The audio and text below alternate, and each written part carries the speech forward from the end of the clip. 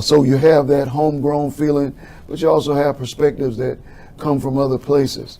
But all 7 people committed to Daytona Beach. And they all bring different issues that they're passionate about. It's always beautiful to see Commissioner Strickland committed to First Step Shelter. He volunteers in First Step Shelter. Commissioner Henry in reading and uses that as a legacy. She's made sure that almost all of our elementary schools has a book vending machine. Commissioner Reed, and I can talk about all of our commissioners. She does an amazing job with seafood festivals and making sure that the festivals are operating. Commissioner Cantu, who's my commissioner, she's an awesome commissioner who gets around to the community neighborhood meetings in ways that blow me away, and her engagement with residents. Commissioner May and her partnerships at Bethune-Cookman and in Barretto, she makes certain to try to keep the colleges engaged in the community. So all of our commissioners, they just do a fantastic job.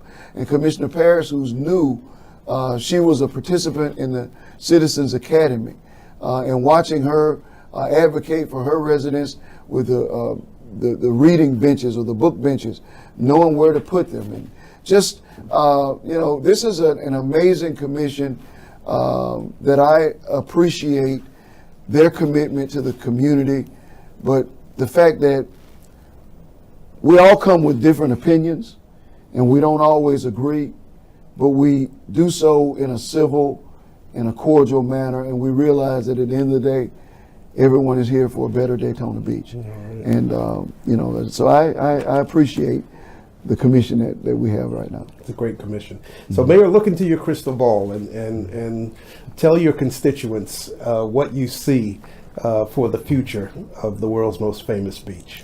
Well, I see continued emphasis on making Daytona Beach a beautiful destination.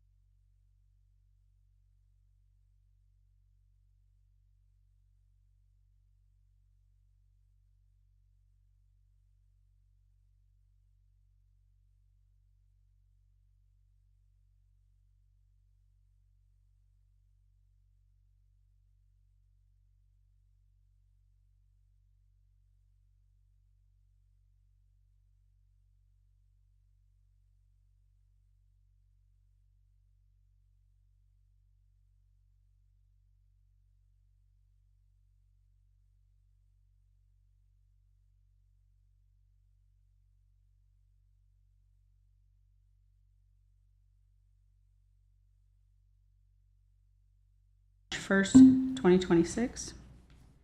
Same page, case number 18, SMG 02-26-31. Benicia Avenue parcel, compliance, March 5th, 2026.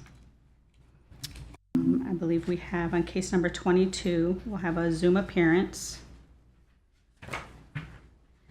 Page 8, case number 26 will also have a Zoom appearance. Page 9, case number 27 will also be Zoom.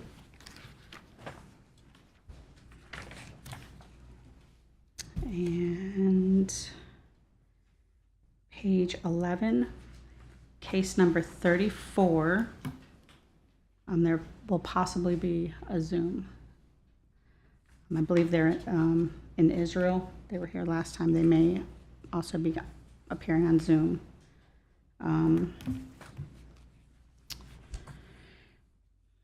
We have, hold on just a second.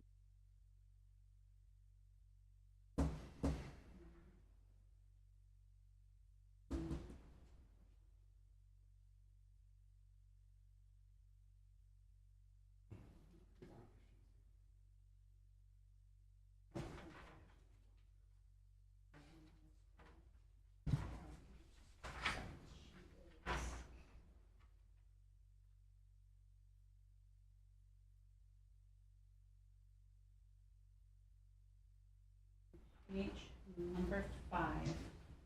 Oops. Page number 5. Case number 11, SMG 1025-180, 340 Kingston Avenue. We're going to have to continue that to the April hearing. We're going to request to continue that for a due process with an interpreter. The interpreter was unable to make it. Okay. So we'll have to reschedule that. And the respondent is in the audience. Is or isn't? I'm sorry? Is in the audience? She is in the audience. I'll tell her. And we just didn't want to make her have to wait.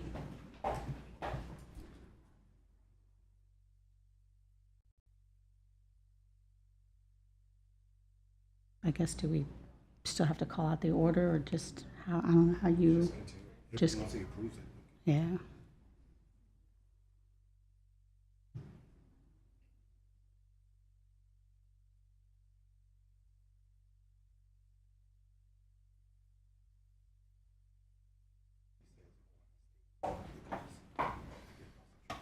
Right, I let her know. okay. Yeah, Any announcements? that is it for my announcements. All right, well, all those representatives for the city of Daytona Beach will be testifying at this morning's proceedings. Please stand and be sworn.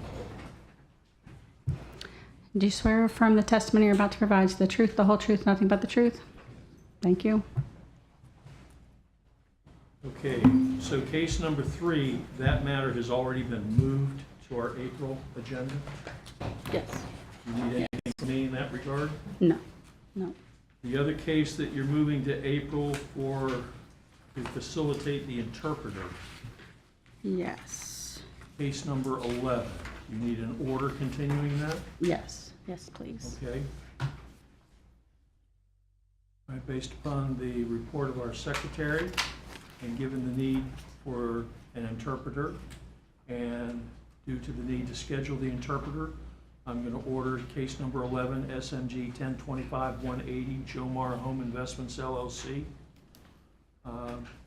This matter be moved for consideration to our April 14, 2026 meeting.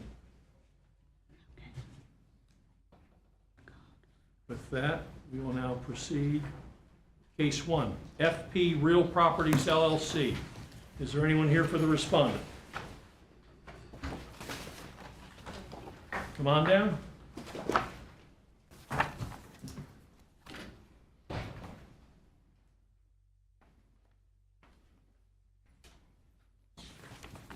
You're good? If you would, please state your name and be sworn by our secretary. Lisa. Sorry, Lisa Thomas. Do you swear or affirm the testimony you're about to provide is the truth, the whole truth, nothing but the truth? Yes. Thank you. And what is your association with the respondent? I'm a property manager. Okay. Do you agree these violations existed or occurred as stated in the notice of violation? Yes, sir. Pardon? Yes. And I find the respondent in non-compliance. Mr. Inspector, how much time should reasonably be required for the respondent to come into compliance? By the next cutoff. Our next cutoff is April 8, 2026. The inspector thinks you ought to be able to have these matters in compliance by then. What say you to that? Yes, we will.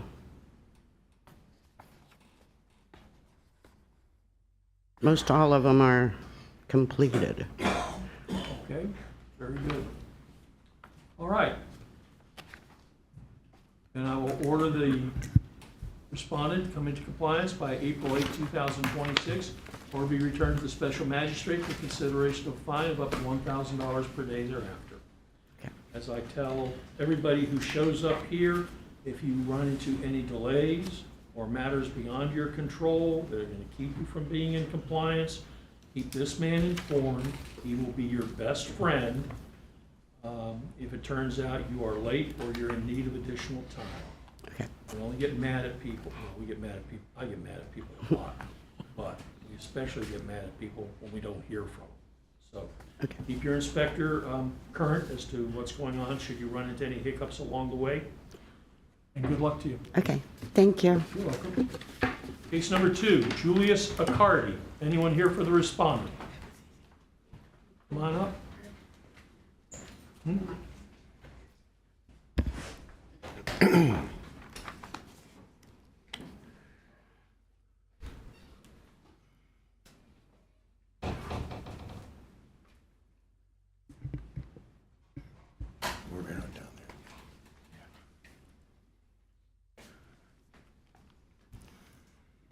State your name for the record. Julius Accardi, 224 Fairview Avenue. Thank you. Do you swear or affirm the testimony you're about to provide is the truth, the whole truth, nothing but the truth? I do. Thank you. Mr. Accardi, do you agree these violations existed or occurred as stated in the notice of violation? Yeah, mostly. I was talking to Mr. Beanie about some that we might be able to get removed because they're not applicable. Okay. All right, hang on a second. Then I find the respondent in noncompliance. I'm coming back to you. Okay, Bear with me 1 second. yeah. Mr. Inspector, how much time should reasonably be required for the respondent to come into compliance? We agreed to the next cutoff, sir. Okay, all right, now back to you. They seem to think you ought to be able to have whatever it is that's required to be done by April 8, 2026. What say you to that? I'll try my best. I'm pretty infirm, and I have to wait for a neighbor to help me, and he works all over the country, so I'm dependent on other people. Oh yeah, here's my house. So, given your circumstances, if I were to give you 60 days, would that mean we're almost guaranteed we'll be in compliance? I believe so, yeah. All right. Any reason why I can't give the gentleman 60 days? I'm fine with that, sir. Yes, sir. Thank you. All right, I'm going to order the respondent be in compliance by May 6, 2026, or be returned to the special magistrate for consideration of a fine of up to $1,000 per day thereafter. As you just heard me tell your predecessor, if you run into circumstances beyond your control, keep him posted as to what's going on. I will. Good luck to you. Thank you. Thank you. Thanks, Mr. Bean. Okay, case number 3 has been moved to our April agenda. Case number 4, Florida LLC. Is there anyone here for the respondent, Florida LLC? Not seeing a respondent, what say the city? Good morning. I'm Inspector LaWanda Domingo with City of Daytona Beach Code Compliance. My credentials are on file for the city. This case opened March 8th of 2025 as a Daytona Beach Police Department and Code Compliance collaboration for a warrant. The owner was first notified April 29th of 2025 for violations of overgrown landscaping, outside storage, trash, rubbish, and debris, unmaintained exterior premises, damaged windows and doors, chip peeling paint, rotted wood, broken boarded windows, missing window screens, damaged doors and door frames, chip peeling paint, rotted wood at exterior surfaces, unsanitary conditions at property interior. This is a condemned structure with damaged interior surfaces, damaged and deteriorated flooring, damaged interior door and door frames, no bath ventilations, plumbing fixtures, components in disrepair, no heating equipment, exposed electrical outlets and electrical wires, obstructed egress and emergency escape, and no smoke detectors. I'm requesting compliance by next cutoff for this property. We had any contact with an owner? There was contact from a property manager, Kelly McDermott, back in July of 2025, in which we discussed the case and the fact that it's also condemned, and to follow up with the building department. There was a permit pulled for the repairs on August 19th of 2025. An application was submitted, but there's been no progress on the repairs and no contact since that time. Are you familiar with Florida LLC? Is this an entity Yes. that owns rental properties around the city? Yes. Okay. All right. Noting the absence of the respondent, based upon the testimony of our inspector as well as the photographs presented, I find the respondent in non-compliance and order the respondent come into compliance by April 8, 2026, or be returned to the special magistrate for consideration of a fine of up to $1,000 per day thereafter. Case number 5, Jackie Maurice Spencer. Anyone here for the respondent? Yes, sir.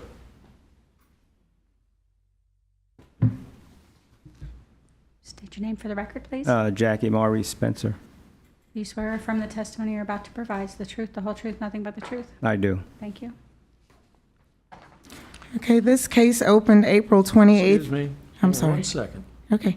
Mr. Spencer, do you agree these violations existed or occurred as stated in the notice of violation? Yes, yes. All right, I find the respondent in non-compliance. Go right ahead. This case opened April 28th of 2025. Owner was first notified August 26th of 2025 for violations of dirt and grime, chip peeling paint, damaged windows, broken window glass, chipped rotted wood, no visible address number. So requesting compliance by next cutoff for this property.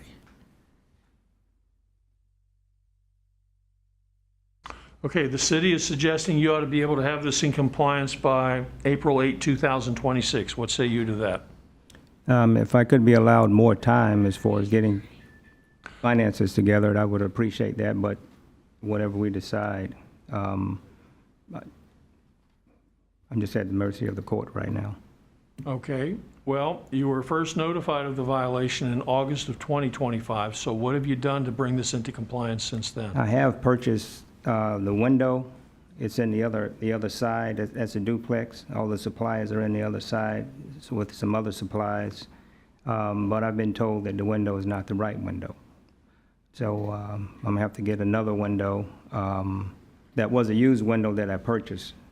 So I have to find the correct window, or get someone to find the correct window for me and then install it, and then look at these other things. As far as getting it painted, is that the only issue, that chip paint right there in front, or the whole building needs to be painted? The surfaces of the entire duplex for dirt and grime, chip peeling paint, rotted wood along the gable siding, and doing all of the repainting for the exterior surfaces. Okay, okay. I haven't visited the property. I don't visit it that often. It was inherited property that is just there for right now until I can attend to it. But I've put a roof on it. I've done plumbing on both sides, redone bathrooms on both sides. The window was broken. I'm not sure how it was broken. And initially, I think that it was boarded up, and I was ordered to remove the boards. And I've done that, and then I just really, actually, honestly forgot about the rest of it. And then I received this summon that reminded me about the other. So I purchased a window. I just need to get another window now. So since August The extent of your effort to come into compliance has been buying a window, Well, like I said, and you're sitting here asking for additional time. well, I'm not trying to be a hard ass here, but I Yeah. want this done. Yeah. And no, if I give can- you additional time and you don't get it done, there won't be any mercy after that. You understand that? Understood, understood. I'm much more interested in having the house looking nice for the whole neighborhood than I am fining people. But if I give them additional time and I've been made a fool of, then I'm not happy. Understood. So if I give you the additional time you're looking at, you're going to have this in compliance? Yes, yes. I don't see why I can't. But I guess what I was asking, does the whole building need to be repainted? Yes, Get with her after, she can tell you the details. Okay, okay. And I think she already said yes to that once already. and contact, because I've never met you or spoken with you at all about it. Your track record ain't great right now, and you're asking for additional time. I'm just being honest with you. Understood. All right, I'm going to allow you till May 6th to come into compliance or be Okay. returned to the special magistrate for consideration of a fine of up to $1,000 per day thereafter. Good luck to you, Thank you. and get her done. I mean, it looks to me like a lot of this stuff is manageable. A lot of it just needs plain old elbow grease, but that's your business, not mine. Right. Good luck to you. Thank you. Case number 6, Project Jupiter NLP LLC.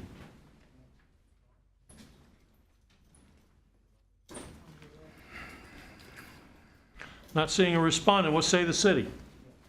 Good morning, Inspector Garcia. Credentials on file. This was a complaint-driven complaint for violations of the damaged fence and overgrown grass and weeds and vines. Certified notice was signed on December 8, 2025, and the compliance due date was January 8, 2025. Property is in non-compliance, and we're asking for the next cutoff.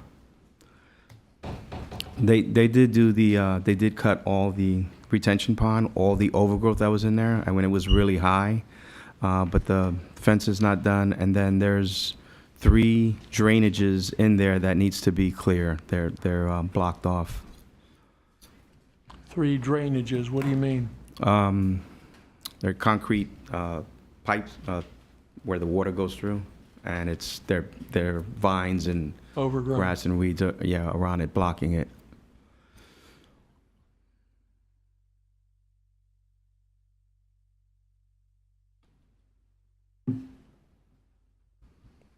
That's right there. Those are the ones.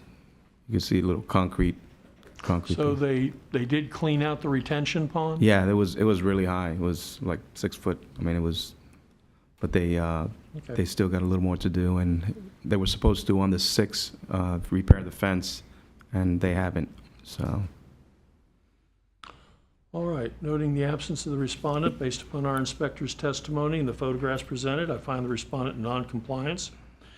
In order the respondent to come into compliance by April 8, 2026, or be returned to the special magistrate for consideration of a fine of up to $1,000 per day thereafter. Thank you. Case number 7, Deborah Harvin. Anyone here for the respondent? They're on Zoom. Pardon? They are on, she's supposed to be on Zoom. Okay. They say that one.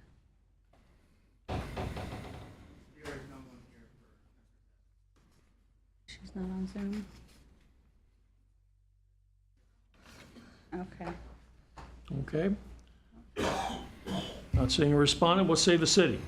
Inspector Bostwick with City of Daytona Beach, credentials on file. This case was field generated, open on January 15th of 2026, unmaintained vacant lot, trash and debris, a recreational vehicle parked on the vacant lot. First notification was on January 27th, property was posted. Compliance was due by February 7th. Last day of reinspection was March 9th of 2026. Result non-compliance, there's been a couple of conversations with Ms. Harvin within the last week. Staff requests a finding of non-compliance with compliance due next cutoff. And what work has been done to date? No work has been done. No work has been done to date. Okay. Noting the absence of the respondent, based upon our inspector's testimony and the photographs presented, I find the respondent in non-compliance, and order the respondent come into compliance by April 8, 2026, or be returned to the special magistrate for consideration of a fine of up to $1,000 per day thereafter. Case number 8, Sean Harvin. Anyone here for the respondent? Not seeing a respondent, what say the city? This case was field generated, open on January 15th of 2026, unmaintained vacant lot with trash debris. First notification was on January 27th of 2026. Property was posted. Compliance was due by February 7th of 2026. Last day of reinspection was March 9th of 2026. Result non-compliance. There's been no contact. Staff requests a finding of non-compliance, but compliance due next cutoff. Noting the absence of the respondent, based upon our inspector's testimony and the photographs presented, I find the respondent in non-compliance and order the respondent to come into compliance by April 8, 2026, or be returned to the special magistrate for consideration of a fine of up to $1,000 per day thereafter. Case number 9, JPL Investments Corporation. Anyone here for the respondent? Not seeing a respondent, what say the city? This case was field generated, open on December 17th of 2025. We have an abandoned trailer parked on a vacant lot. First notification was on December 20th of 2025. Compliance was due by December 31st of 2025. Last day of reinspection was March 9th of 2026. Result non-compliance. There's been one conversation with the property. Staff requests a finding of non-compliance with compliance due next cutoff.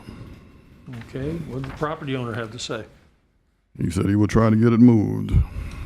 Noting the absence of the respondent, based upon our inspector's testimony and the photographs presented, I find the respondent in non-compliance and order the respondent to come into compliance by April 8, 2026, or be returned to the special magistrate for consideration of a fine of up to $1,000 per day thereafter. Case number 10, Andrew Wilfred LeMay. Anyone here for the respondent? Oh, we should have something on Zoom, I think. Here, Yes, they're there. can you hear me? We kind of, your video's off. Can you hear me? I'm here. Hello? Hello? Hello? Yes, we can hear you. We can hear Okay. you, but we can't see you. Okay. Hello? Hello? Can you hear me? You need to put your camera on and be sworn. You can swear me in. No, we can't swear you in unless your camera's on. I don't have a camera phone. Well, he can't be sworn in, thus he can't give testimony. City would object. There's no way to verify. I'm here, identity. I'm in compliance. There's no way to verify identity. You have pictures, I sent them.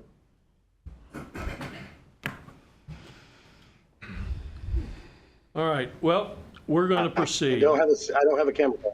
Thank you. Well, hang on a second. You can listen in.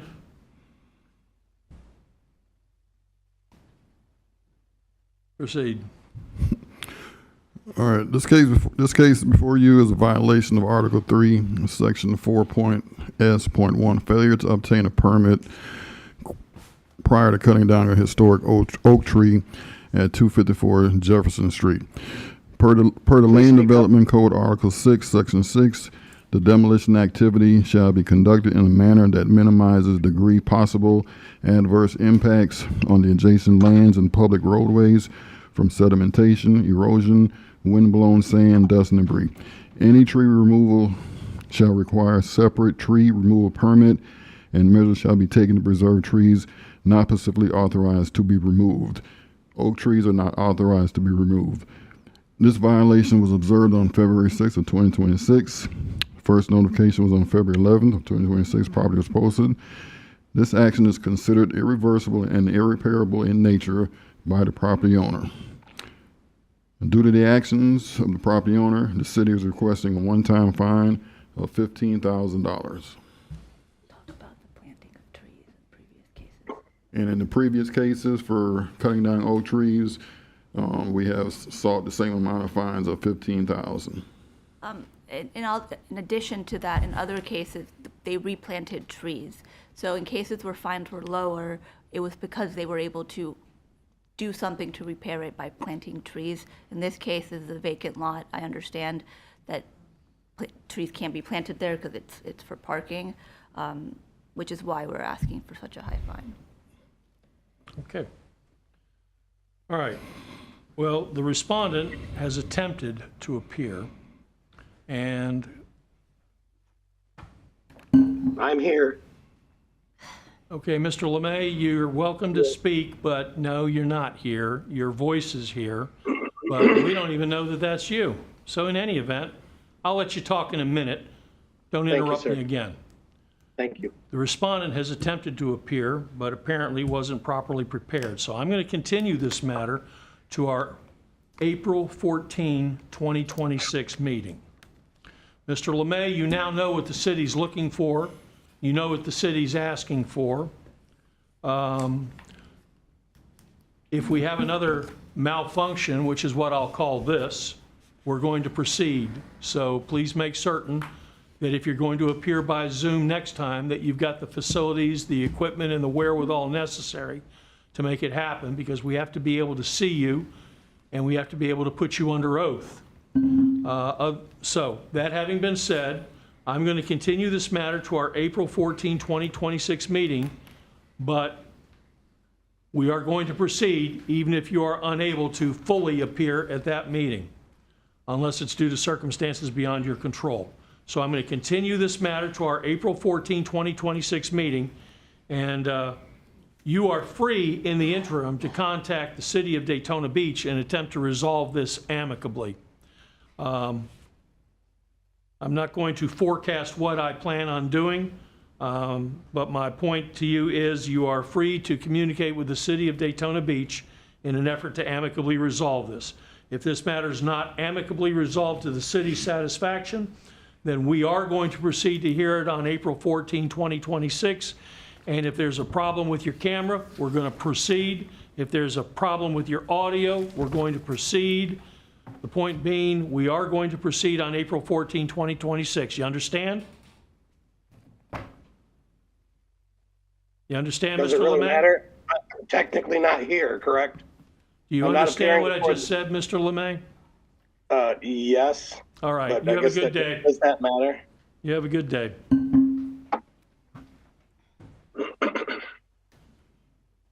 Okay, case number 11 has been continued to our April meeting. Case number 12, John A. McCafferty.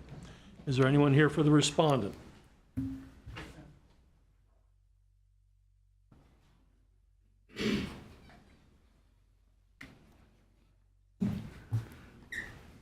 Folks, if you would please state your names and be sworn by our secretary. John McCafferty. Nicole Consolazio. I'm sorry, spell your last name. CONSOLAZIO. Raise your right hand. Do you swear or affirm the testimony you're about to provide is the truth, the whole truth, nothing but the truth? Yes. Thank you. Yes. Okay, folks, this matter is here for the imposition of a fine, so let's hear from our inspector. Inspector Ron Beanie, my code credentials are on file with the city. The respondent was first notified on March 13th, 2025. Since the last hearing, I have had contact with the owner. There has been progress to the property. Staff has recommended to amend this case to the June cutoff. Okay, the city is proposing that I amend your pending amended order of noncompliance to allow you until June 3 of 2026. What say y'all to that? That's fine. The client is working with Transform 386, which is something with the county to make sure that his home is either replaced or repaired. But in the meantime, he has been doing repairs to the home itself just to make it look better. So The tarp should be in the front. I should have that hopefully done today. Just for the purpose of looking at it where it's torn.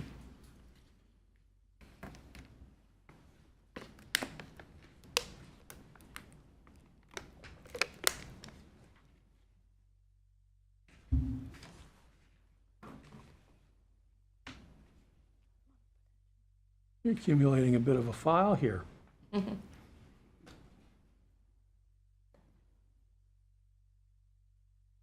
Are we just down to the roof? Yes, Okay. for my Very good. purposes. All right. Based upon our inspector's testimony and the stipulation of the respondent, I'm going to amend our most recent amended order of noncompliance to allow the respondent until June 3, 2026 to be in compliance or be returned to the special magistrate for consideration of a fine of up to $1,000 per day thereafter. Good luck to you. Thank you very much. Case number 13, Eagle Light Real Estate LLC. Is there anyone here for the respondent? Not seeing a respondent, what say the city? The respondent was first notified on October 7th, 2025. Since last hearing, I've had no contact from the owner. There has been no progress to the property. Staff has recommended to impose a fine of $200 a day at a cap of $20,000.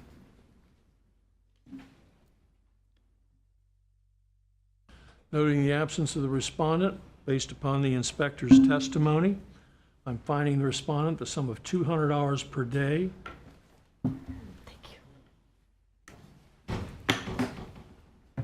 Commencing March 5, 2026, and that fine will continue to accrue each day thereafter until the property is in compliance or the amount of the fine has reached the sum of $20,000. Case number 14, Evelyn L. Baldwin. Anyone here for the respondent? Not seeing a respondent, what say the city? All right. Respondent was first notified on November 6th of 2025. Since last month's hearing, there's been no contact or progress. Staff requests a daily fine of $250 a day with a maximum fine of $15,000.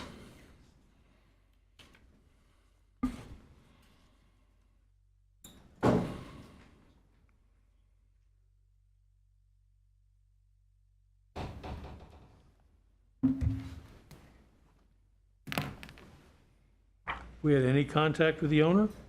The owner has passed away. I have contact with her son, but he hasn't done anything. Okay.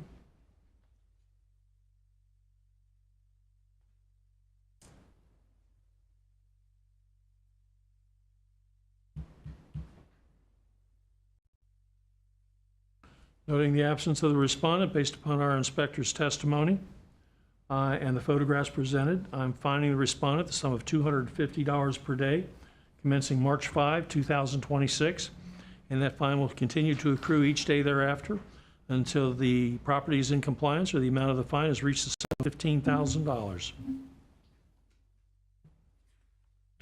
Case number 15, Estella L. Miles and Floyd L. Miles Estate. Anyone here for the respondent? Not seeing a respondent, what say the city? Our respondent was first notified back on November 6th of 2025. Since last month's hearing, the property owner has maintained constant communication. However, they ran into a little issue in the end. They need to get a bush hog to finish clearing the debris at the rear of the property. So staff recommends to amend to the April cutoff.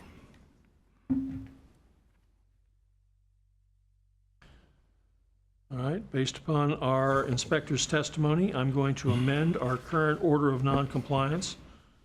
What cutoff were you talking about? Next cutoff. To allow the respondent until April 8, 2026 to come into compliance or be returned to the special magistrate for consideration of a fine of up to $1,000 per day thereafter. Case number 16, Annie Mae Boatley. Anyone here for the respondent? Not seeing a respondent, what say the city? Our respondent was notified on November 6th of 2025. Since last month's hearing, there's been no contact or progress. Staff requests a daily fine of $250 a day with a maximum fine of $15,000.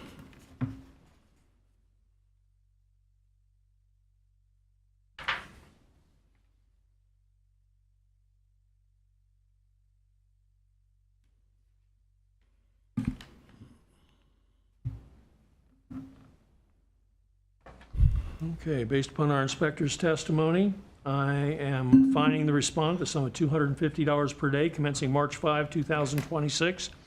That fine will continue to accrue each day thereafter until the property is in compliance or the amount of the fine has reached the sum of $15,000. Case number 16, Annie Mae Boatley. Is that the one we just did? Okay, I'm sorry. That is Annie Mae Boatley. Case number 17 is in compliance. Case number 18 is in compliance. Case number 19, D&J Global Holding LLC. Anyone here for the respondent?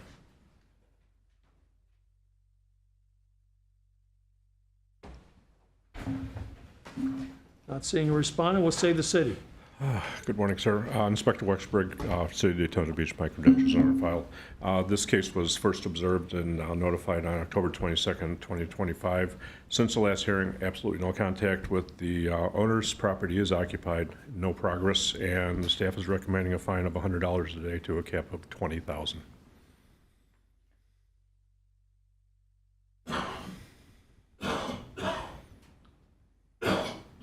Okay, did they comply with their February 20 requirement? No, sir.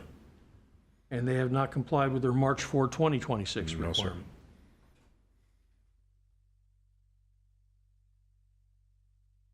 requirement? So they did not provide the smoke detectors they were told to provide on February 20th? No, sir. There's been no contact with them. And no contact.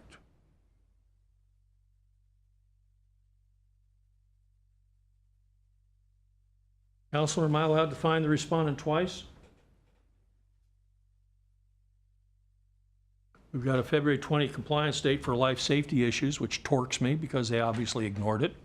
And then we've got a March 4 compliance date that blew by without them doing anything either.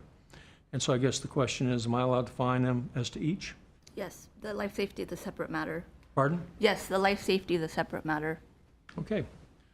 All right, directing my attention to the life safety issues, I'm fining the respondent $100 per day, commencing February 21, 2026, and that fine will continue to accrue each day thereafter until the property is in compliance or the amount of the fine has reached the sum of $20,000.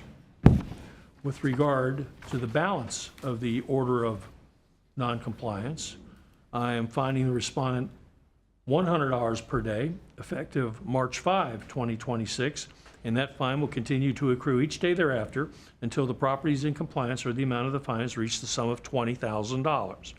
And for the sake of our minutes, should there be any confusion, those are two fines commencing on two different dates, notwithstanding the fact that the amounts and totals are the same. 10-4? Very good. Case number 20. Seg to Me LLC. Anyone here for the respondent? Not seeing a respondent, what say the city? Good morning, Inspector Roosevelt Butler. Credentials on file with the City of Daytona Beach. As it pertains to 769 Alabama, the respondent was first notified on August the 2nd, 2025. Since last month, court proceedings, I've had contact with the owner whom has sold the property. I've been in contact with the buyer, well, the actual new owner. And as you can see, they already begun to clean the place up. So I'm requesting to amend this case into the April cutoff. Actually, I would like to go to May, if I can. That way, everything will be done. Okay, is Seg to Me LLC the new owner? No, that's the actual current owner. That's the current owner. I'm just waiting for everything to be recorded. So the current owner is before me. Written, yes, but not physically here. I understand that. Yes, sir. This is the current owner, Seg to Me. Yes, sir. Okay. All right. Noting the absence of the respondent, based upon our inspector's testimony, I'm going to amend our current amended order of noncompliance to allow the respondent until May 6, 2026 to come into compliance or be returned to the special magistrate for consideration of a fine of up to $1,000 per day thereafter. Case number 21, Discomfort Propco 100 North Ridgewood 0001 LLC. Is there anyone here for the respondent?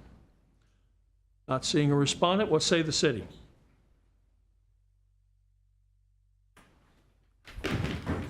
Your Honor, if I may, so we can be on the same page, when I'm mentioning the words current, Seg to Me is the actual owner that sold it to the new owner, so I don't have the name of the new person that bought it. Okay, well, that's what I was wondering. I was wondering if the new owner's been made a part of this proceeding yet, or if they need to be added. They need to be added. But we don't know. Okay. But they are aware. Okay, what's the name of the new owner? I just know him by Zach. I don't know his LLC, but that's something that I will find out so we can add. What is his understanding as to when he's supposed to be in compliance? I talked to him yesterday. He was under the impression that I was going to give him to April, but after seeing the property going out yesterday, I would like to extend it to May, so I know everything will be done. But if you look at the pictures, you can see there's a lot of work that's been No, done. I have no problem with that. I'm just trying to, procedurally, Yeah, I was wondering if we had the current owner in there or if this was the former owner. This apparently is the former owner. Yes. And all I'm saying is we need to add the new owner. So how y'all plan on doing that? Make contact. Get his information. Okay. I just have been informed to April so that we can get that taken care of. Get what taken care of? Adding the new owner. Adding the owner, the new owner. So I'd like to extend it to April. We could do it like a progress report and to add it, and then All right, then I will just continue this matter. Please vacate whatever order I previously made. Then I will continue this matter to our April meeting, at which time someone will provide me the name of the new owner. Yes, sir. And I will join him in these proceedings, and I will enter an order giving him until May 6, 2026 to come into compliance, assuming that's still your wish. Yes, sir. But you can wait until then to decide. Yes, sir. Okay? Thank you. Very good. All right, back to case 21, Discomfort Prop Co., and I'm not going to read the rest of it again. All right, not seeing a respondent, we'll say the city.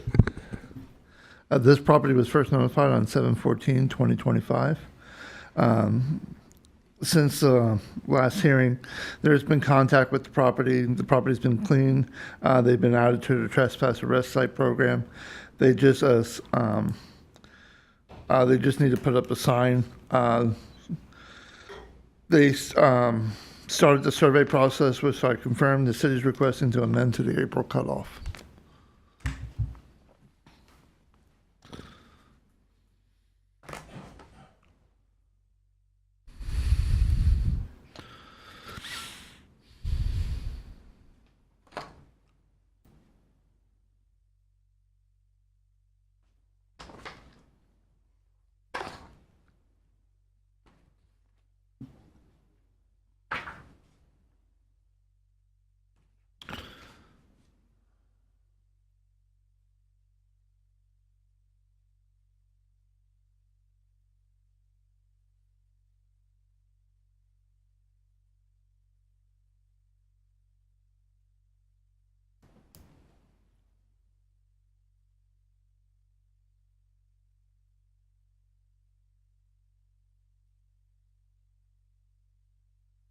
Okay, our current order of noncompliance required he be in compliance by February 4th.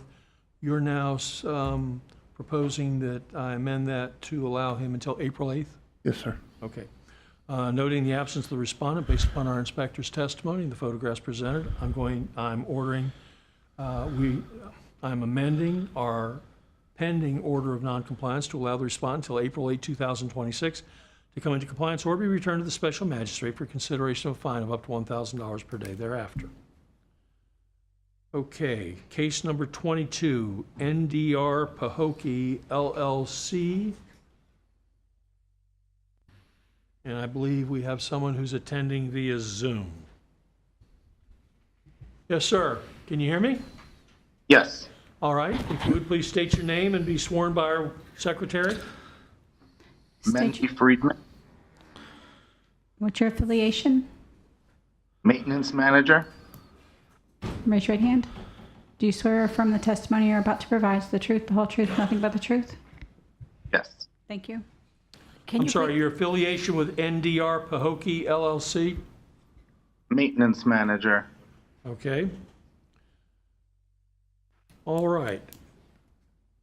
We're supposed to get a progress report, a plan for the pool, and the consideration of the imposition of a fine. Let me go to our inspector and ask him how he'd like to proceed, because we've got a number of different things there. Since the last hearing, there was no contact about the wall and two yesterday, the 3/9/2026. Mr. Freeman sent me an email yesterday, 3/9/2026, which the application for a permit from the Department of environmental protection. So I contacted the department, the DEP, yesterday to confirm the permit, and the department inspector, the DEP inspector, stated that the application was for the wrong department, and it was for a dock on a residential wetlands and not for the ocean or seawall. As of today, there is no proper permits applied for, and it is an unsafe for from the beach access. The city is requesting a $500 per day fine, up to $25,000. What property is this? This is 1503 South Atlantic. Okay, what it used to be? What was it? It's a hotel motel. Okay, I can see that. All right, so the city's looking for a fine in the amount of $500, capping at what? 25,000. All right, so what was supposed to be done by March 4, 2026? They were supposed to have a plan in progress and working on that plan. They gave us a plan in January's. They gave us a plan in January showing that they had a contractor in place, and they were supposed to start the work. And they were given 2 months to start that process, and nothing has been done since then. And you're telling me there's a pool here that's accessible, or a former pool that's accessible? Yes. There's a pool that's accessible from the beach. I must have put the pictures in the wrong file. Those are last month's pictures.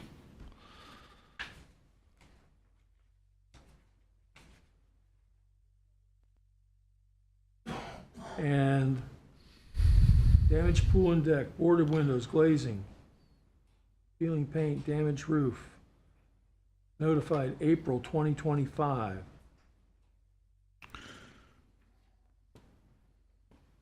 Okay, what work has been done since April of 2025? The roof was repaired. The business tax license was completed. The windows and screens were completed. And the broken window was completed. It was just the damaged pool deck and the seawall.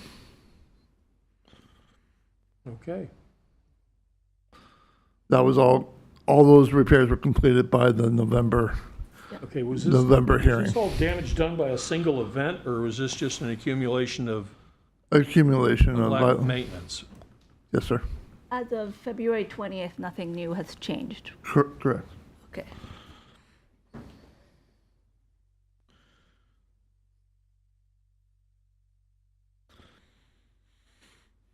Okay, what say the respondent?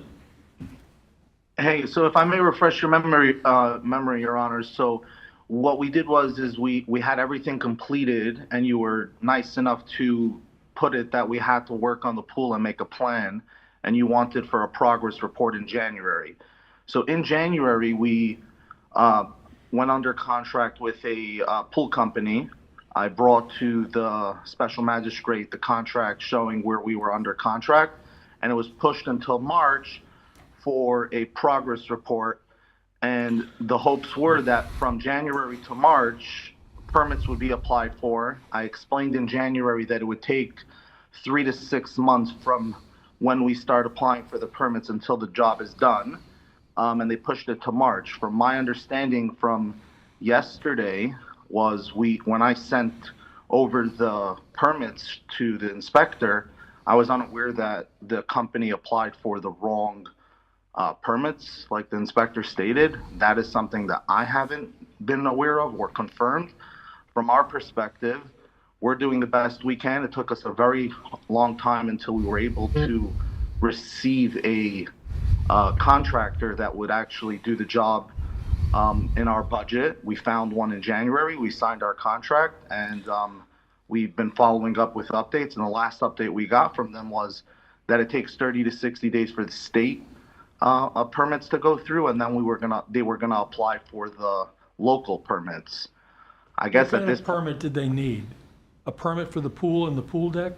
Yes, they needed a permit from Volusia County and from the state for the seawall and the pool deck, and neither one of those have been applied for yet. And when were they supposed to have been applied for? It was requested back in January, at the January hearing, that they start that process.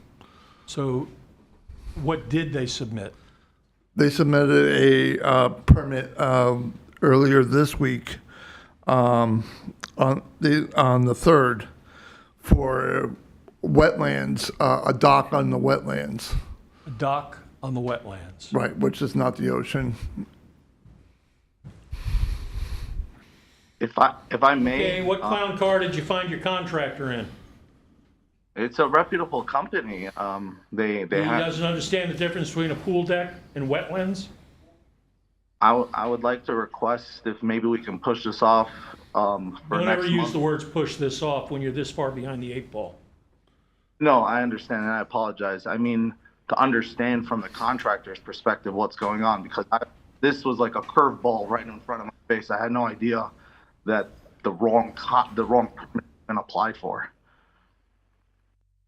Mr. Inspector, what constitutes compliance under the current status of this particular matter?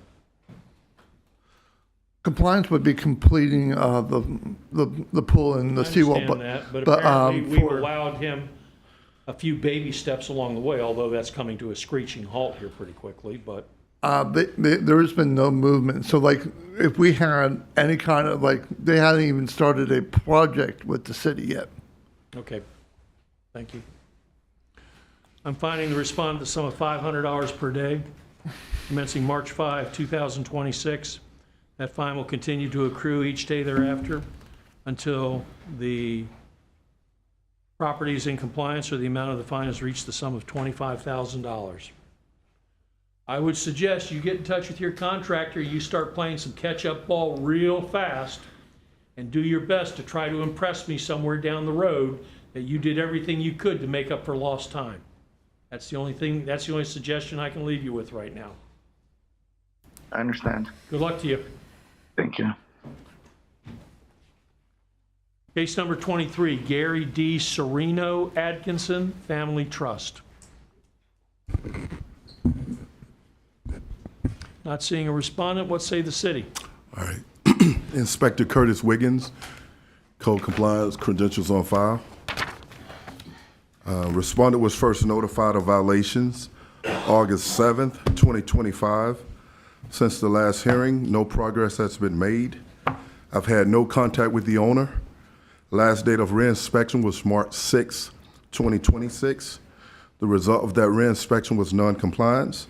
So staff recommends a fine of $100 a day to a cap of $10,000.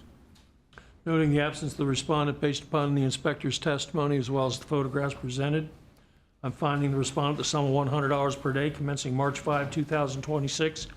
That fine will continue to accrue each day thereafter until the property is in compliance or the amount of the fines reach the sum of $10,000. Case number 24, Fahima Mahoob and Neela Dehane Benamane. Is there anyone here for the respondent?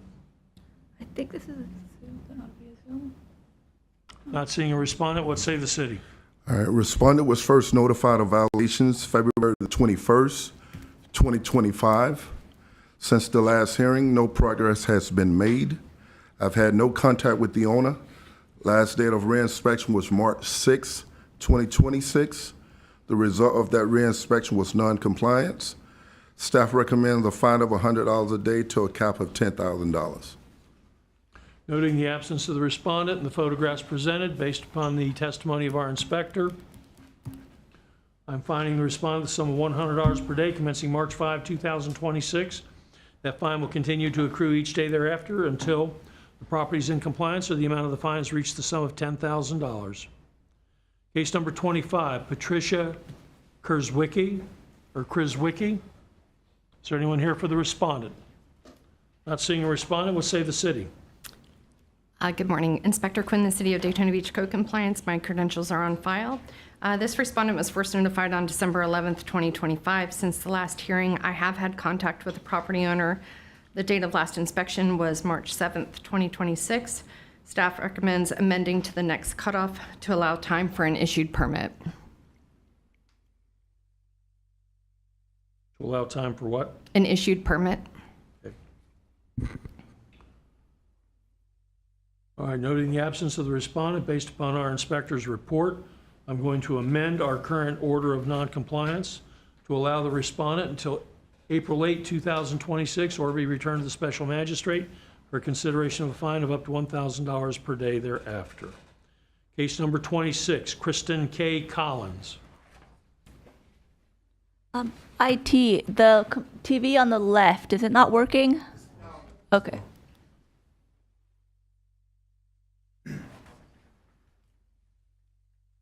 Your Honor, I'm Lance Lee. I'm here. Hang on 1 second. Are we waiting on somebody? No, I thought we were via Zoom. I thought we were Zoom. But Yeah. Okay. But they're here. All right, I'm sorry. Go ahead, state your names and be sworn. I'm Lance Lee. Carlos Lira, presenting Kristen Collins. State your name again. Carlos Lira, Carlos, Lira, L-I-R-A. L-I-R. R-A. Raise your right hand. You swear from the testimony you're about to provide is the truth, the whole truth, nothing but the truth? Yes. Thank you. All right, this matter is here for the imposition of a fine, so let's hear from our inspector. Good morning. This respondent was first notified on April 23rd, 2025. Since the last hearing, I have had contact. All right, we now have somebody appearing via Zoom. Okay. Good morning, Your Honor. Or Magistrate. Since the last hearing, I have had contact with the property owners and their new contractor. Date of last inspection was March 1st, 2026. Staff recommends amending to the April cutoff.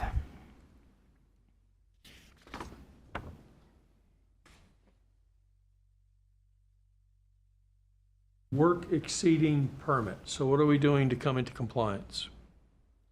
So my understanding was they had a contractor that exceeded the work of their, the scope of their current permit that they had. It was discovered by the building department. Since then, they have let that contractor go and have hired a new contractor to bring the work back into the scope of of what's allowed for their zoning. Okay. And you expect them to be able to do that by April 8th? Well, I expect them to have their new permits issued and have a considerable amount of the work done by then. Okay, so compliance is getting the job done or getting the permit? Or both? Both. Okay. All right. The city is proposing allowing you until April 8th to come into compliance, which means having your permit and having the work done. What say you to that? I just wanted to say, mid-February was the first time we've received a notice. Real quick for the record, I didn't want to interrupt you, but how are you allowed to speak for the respondent? I'm Kristen's husband. Okay. So we received a letter. It was like just a couple weeks ago, actually, saying that we missed like a January court date. And the address that was on file was, I believe it was the previous owners. I'm not sure, but it wasn't coming to us. So as soon as we got that notice, we got in touch with Mariah, the city, and the GC. Okay. Now, the city seems to think you ought to be able to have your permit in hand and the work done by April 8th. What do you think about that? We need a little guidance, if you don't mind, my honor. The issue happened that we got a permit for plumbing, electrician, general contractor, all that. The issue previously was done a cement pad on the back. So in the property, there's two properties, 380 and 382. So it happens that the garage of 380 have a laundry, and the back of 380 have a laundry, and 382 have a laundry. So it happens that the inspector thought that we were doing a room or a building in that path because we had 3 laundries. So we address it right away, and we eliminate the laundry in the garage, in the 380 garage. But then when we search, that's the garage, we eliminate that, that's already completely eliminate that laundry. But then we went to the city and tried to get in touch with, we got in touch with Melissa and then with Missy associate. And it happens that the picture that they were giving us was the back of the 380 laundry. So we can eliminate that too. And then they told us that the pad that was done before, you know, the cement pad that was done before, that if we get a letter from an engineer certifying that it was well done, you know, with the footers the right way, it can be eligible instead of being, you know, destroyed and eliminated. So we have the engineer, you know, to do that letter too. Okay, you know, but that's the guidance that we need is, as you can see in the picture, the pad is there, and you see in the back, like across, that's the cement of the plumbing for the laundry. So I guess we have to eliminate that one too, because in the eyes of the inspectors, they believe, and I don't blame them because the pad is big, they believe that we're gonna construct something in the back, you know what I'm saying? So, and we're not, no, but I'm just letting you know. So Is this a duplex? Yes. Yes. Okay. So what exactly was the work that exceeded the permits? Your suspicion that somebody was going to be putting an addition back there that these facilities were going to service? So Inspector Jürgen Betz with the building department, he's the one who came to do an inspection on the previous permit that they had applied for. So when he went in and he noticed these additional items that had been added without the permit. What were the additional items? It was the concrete pad in the back, the plumbing to the back, and there were some interior walls that have been added that were not on the original permit. Okay. And so now we're putting all that back, but if he's got the engineering for the pad can stay. Is that Yeah, what I'm and to as soon, understand? yes, sir. So they've had contact with permitting and the building department. They spoke to Inspector Betz already, and they spoke with Missy Phillips in zoning. So you've already closed off the services out to the exterior, correct? Can I interrupt, My Honor? We do have a permit in plumbing for doing the laundries, and it was closed. Okay. When we did the inspection of the windows, we pulled a permit for the brand new windows. That's when the inspector says, hey, this pad has been done, you know, looks recent, but it was done before us, and, you know, this is exceed the work. And when he got inside, he says, hey, the framing, you know, for a room, it was a frame, you know what I'm saying, that exceed the permit. We checked with the city before about the framing, that was on us, and if we were doing framing, we don't need a permit for a room, you know, for a room, okay? But we checked, but the inspector said, no, you need to add it to the permit. But the laundries were approved and inspected and closed, you know, by the inspector. We pulled with Waterworks Plumbing, that was the name of the company, the plumbing company that we hired, and they were approved. And, you know, RAF 1 was approved, you know, they checked, everything was fine. The problem is that when they see the pad and they see 3 laundries, you know, they say, oh, you're gonna build something, you know? So the first one that we eliminate was the garage, like I say.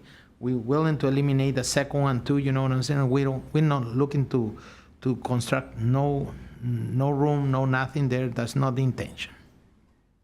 Okay. Are you and the city on the same wavelength as far as what you plan on doing going forward? Yes, we're doing. Have you got the permits you need in order to do that? Yeah, the permits expire just now, okay, for the time being, because it's been very hard to understand, you know, what we need to do, eliminate, you know, we thought eliminating one laundry was enough, but then when we got the pictures of the city, it shows the picture like it shows this one, so I'm assuming they want to eliminate that on because they got a suspicious that we're gonna build something in that path, you know? All right, okay. You're living there? No, Your Honor. I wanted to say something. So wait, we spoke with Melissa from the city. She said a number of things. We want to get all the permits or all the contractors under one permit, and was addressing a lot of issues.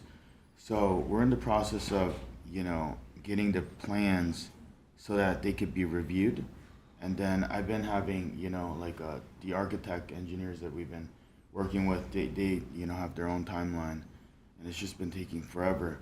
But I think we can get something submitted soon so that we could, address all of these issues, and then hopefully get everything approved so we could start building, be in compliance. Okay, is anybody living there?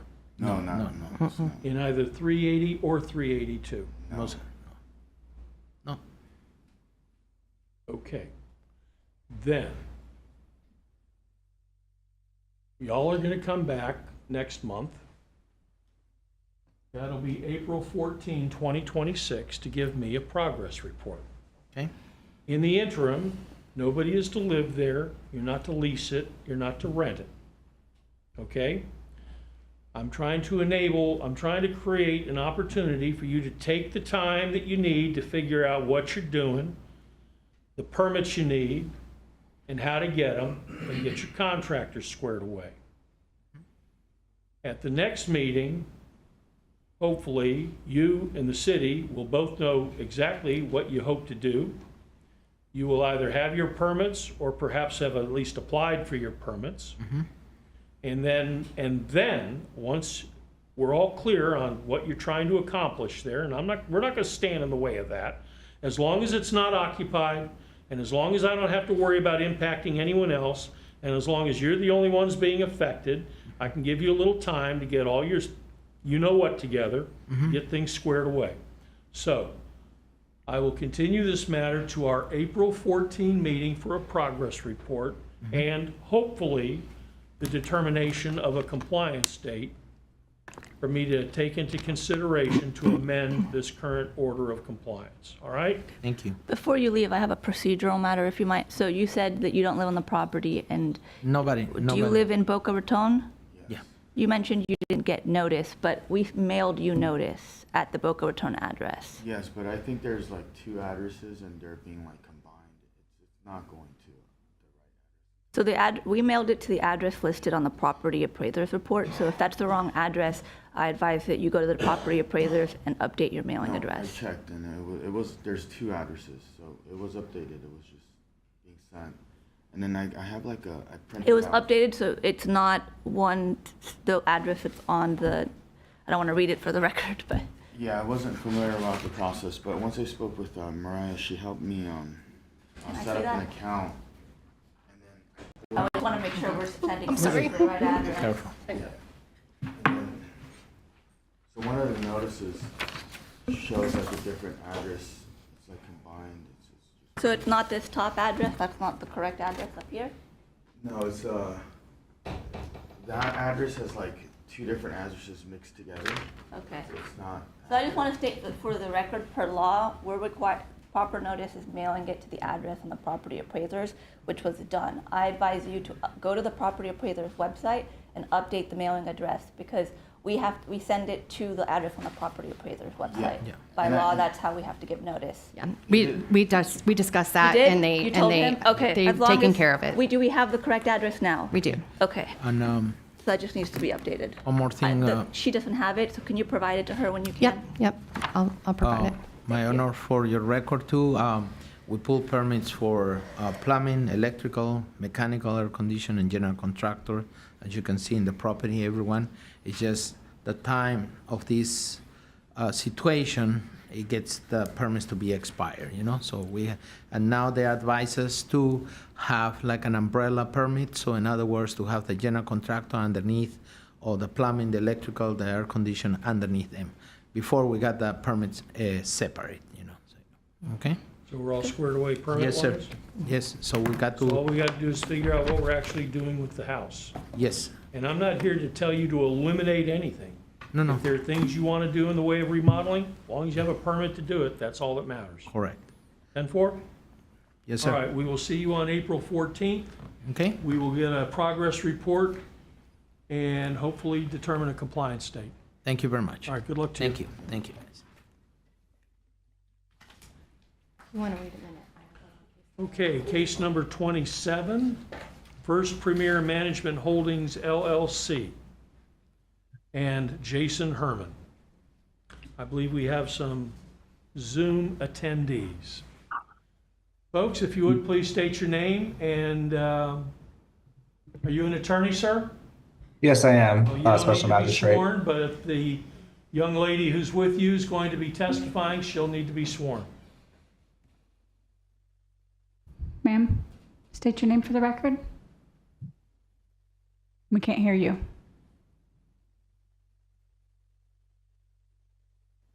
Sorry.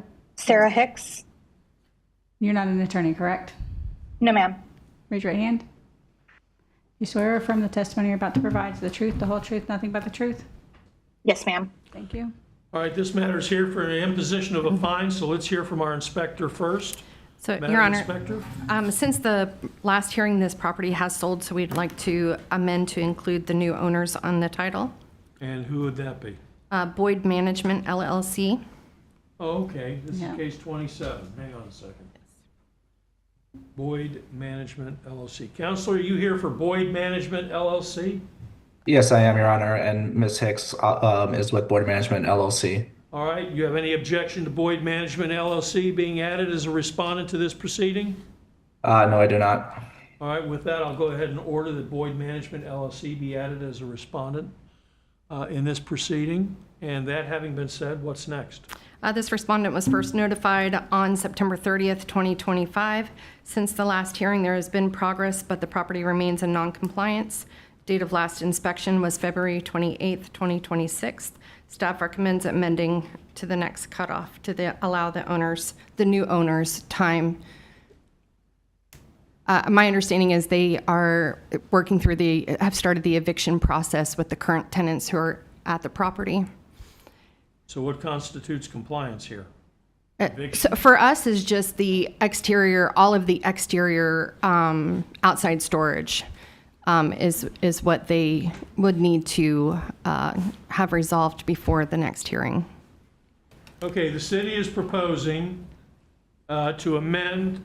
We have a current order of noncompliance that required compliance by March 4th. The city is proposing now that we amend that to allow you till April 8, 2026 to come into compliance. What say Boyd to that? Yes, thank you. So we got certificate of title to this property February 10th, 4 weeks ago. Between then and now, we have sent notifications to all the tenants because we're now the owner to send us their lease, make payment. We've received no response. So we've initiated a motion for writ of possession to kick all the tenants out. That's going to be filed today or tomorrow. We'll likely need to set a hearing for that. The judge will most likely want to give the tenants a chance to come and make their peace. In the meantime, also, we've been reached out to by the Daytona Beach Police Department. I guess there's been some criminal activity. We talked to Lieutenant Kimberly Gerner, and she informed us not to go to the property without a police escort due to the criminal activity. And the reason I'm bringing all this up is I don't think we're going to be able to come into compliance in 1 month because we're going to need to have a hearing. It may take 30 days to even have a hearing before the judge. At that hearing, we'll get a writ of possession, then the sheriff can go out, serve it, kick them out. We did come into ownership of this just 4 weeks ago. We would ask for at least 90 days. That would give us enough time to have a hearing, kick the tenants out, go to the property, clean up, do whatever we need to do. My client is committed to making everything correct, but we just don't have the ability to do that now. We do have another little caveat that one of the defendants in the foreclosure case has filed a notice of appeal. We don't think it has any merit, but either way, there's still a procedure and a process that we're going to have to wait out to understand if this is going to actually be heard in the Fifth District Court on our final judgment and the certificate of title.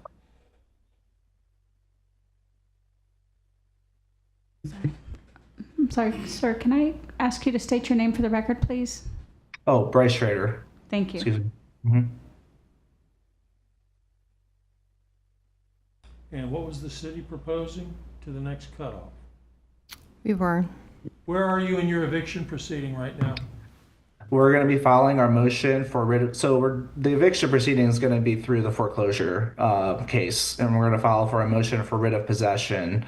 So after the hearing for the motion of writ of possession, we would get the writ of possession, which is the final process in an eviction case where the sheriff would go out. We've been gathering information, and we talked to Daytona Beach Police Department yesterday, so we're going to include that information in our motion.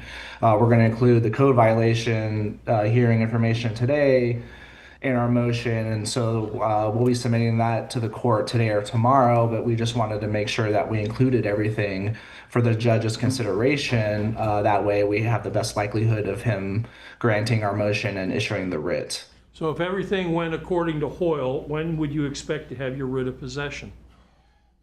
Depending on the judge's availability for hearing, I'm hoping within 30 days. I mean, we may get lucky and the judge might... So what have you done? You filed a motion for a writ of possession? We're going to be filing that today or tomorrow. We wanted to have this hearing, and then we talked to the police department yesterday, so we wanted to include all that in our motion. All right, so you're the owner. Correct. You've stepped into the shoes of the previous landlord. Correct. And you've initiated eviction proceedings. We will once we file the motion. So you haven't initiated eviction. No, we had to give the tenants an opportunity to provide us with their lease and make payment on March 1st because we didn't get ownership of this until February 10th. But since then, we've heard nothing from any of the tenants. We've given them multiple notifications. And so now that we haven't heard from them, we can move forward with the eviction proceedings in the foreclosure case. Okay, well, please don't take this personally, but I'm going to order that we have a progress report on this meeting, on this matter, on April 14, 2026. And it is my intent, given the nature of this property, given the hot spot that it's in, given the criminal activity, that with all due respect, I'm not lobbing this thing out 90 days because heaven forbid our new owner should disappear and I'm here 90 days looking at the same situation. So as it stands, you're now a party. You're due to be fined. I know you hate the sound of that. But as long as I'm satisfied that you're doing exactly what you've told me you're doing and moving forward with the writ of possession, moving forward with obtaining possession, and then giving us some hope that at some point this matter is actually going to be brought into compliance, I'll be reasonably satisfied. So as long as y'all don't drop the ball, we'll work with you. The minute you disappear or you haven't done something you've told us you're going to do, then then that would be bad. So I'm going to continue this matter to in its current status, to our April 14th meeting. Either or both of you are welcome to attend. I'll take the progress report from whoever wants to give it to me. And at that time, hopefully you'll be giving me some progress on your eviction proceeding, where you stand on your writ of possession.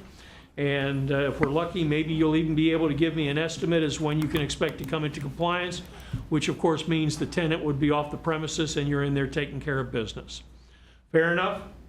Fair enough. Good enough. Fair enough. Then we'll see you on April 14 of 2026, and good luck to you in the interim. Thank you very much. Have a good day. Thank you. Case number 28, Jorge Izquierdo. Anyone here for the respondent? Not seeing a respondent, what say the city? Okay, since the last hearing, I have not received contact from the owner.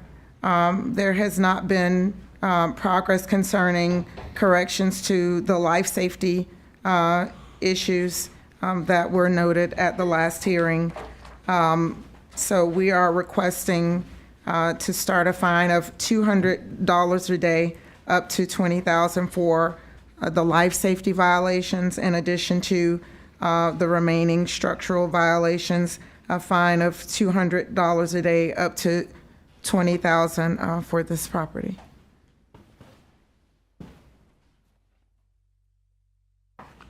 Noting the absence of the respondent, based upon the testimony of our inspector as well as the photographs presented, our last order of noncompliance required compliance with life safety issues by February 20th, and the respondent has failed to come into compliance. Therefore, I'm fining the respondent the sum of $200 per day commencing February 21, and that fine will continue to accrue each day thereafter until the life safety issues are in compliance or the amount of the fine has reached the sum of $20,000.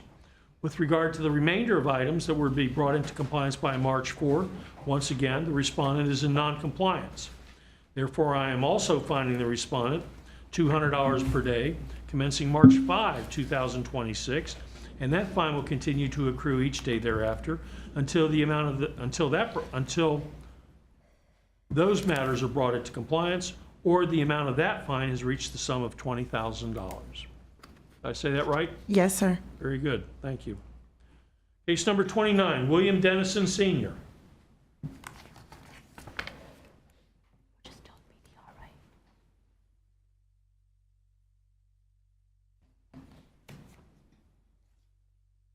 Gentlemen, if you would please state your names and be sworn. William Dennison. Wesley Amos. Raise your right hands. Do you swear or affirm the testimony you're about to provide is the truth, the whole truth, nothing but the truth? Yes, sir. Thank you. Yes, ma'am.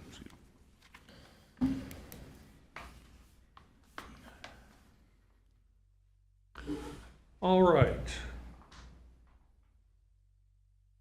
Continued from the January hearing, zoning and no BTR violation. Not sure what that means.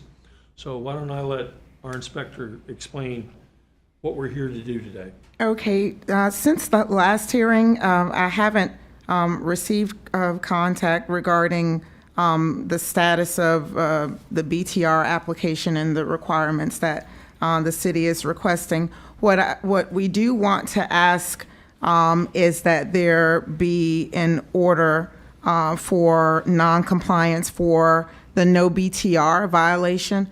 All of the other violations for the property are in compliance as of June 9th of 2025. So we want to try to just condense the matter to the no BTR violation.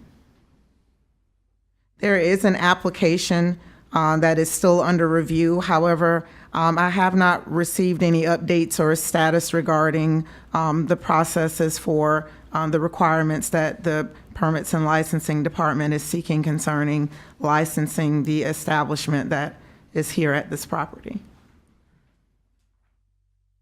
Okay, let's back up. So as far as all the items listed that needed to be repaired, those have been taken care of? Yes, sir. So we don't have a problem with those anymore, with the exception of the no business tax receipt. Yes, sir. Okay, someone remind me, what's the rub here with regard to the business tax receipt? Originally, they were denied an application. There is an existing lien fine on this property for no BTR and the zoning regarding an adult entertainment center. Since that time, we have been in communication with city staff and Permits and Licensing and Zoning, and a letter was sent to Mr. Amos telling him that he could apply for a BTR at this point, and there were some requirements that he was required to turn in to meet the obligation of the license application for review and consideration for approval. I'm not certain that all of those requirements have been met, so we have been continuing this case without an order of noncompliance, which is why we're requesting an order of noncompliance for that no BTR, because the BTR is still outstanding. The application is there, but he hasn't followed through with all of the requirements for obtaining it. Has an application been made? Yes, sir. So, we have this BTR issue. All the other items have been brought into compliance. We have this BTR issue. And an application's been made. You've mentioned requirements. Sounds like the requirements are the rub.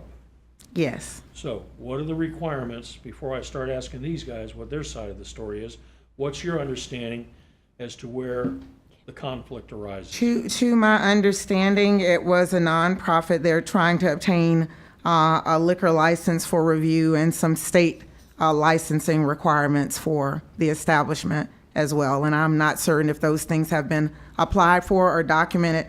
Checking the status of the BTR this morning, it's still at a standstill and under review since Okay, August so of 2025. There's an issue regarding nonprofit status?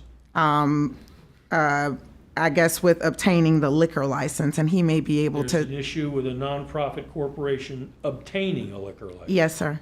And it's your understanding or belief they're trying to obtain a liquor license? That they are trying to, is what has been conveyed to me by Mr. Amos, but it has not And happened. I'm not holding you to this, I'm just trying to get a feel for it. So your understanding is, part of the BTR process for which they have applied, part of the problem is, I guess they're a nonprofit that's applying to get a liquor license, and that's a no-no, according to somebody. Or some hang up of the sort between transitioning from not-for-profit to an establishment needing a liquor license.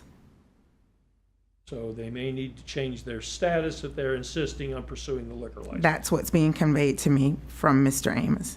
Okay. And has anyone mentioned any days, weeks, months that may be called for to fulfill either of these two options? With the last communication we had after the last hearing, it was said that it may be up to a year that it could take for that process. Okay. All right. Okay, gentlemen, what's going on? We've applied for, First off, are you a nonprofit? we're not-for-profit. They want us to change to a nonprofit to be allowed to. Okay, I'm sorry, you already lost me. Okay. You We are are a not- nonprofit or you're not? We're a not-for-profit LLC now. Don't use those words, not I not-for-profit. can explain it. That's the way it's written. Let me explain the law if you mind. Okay. So there's two different kinds of organizations.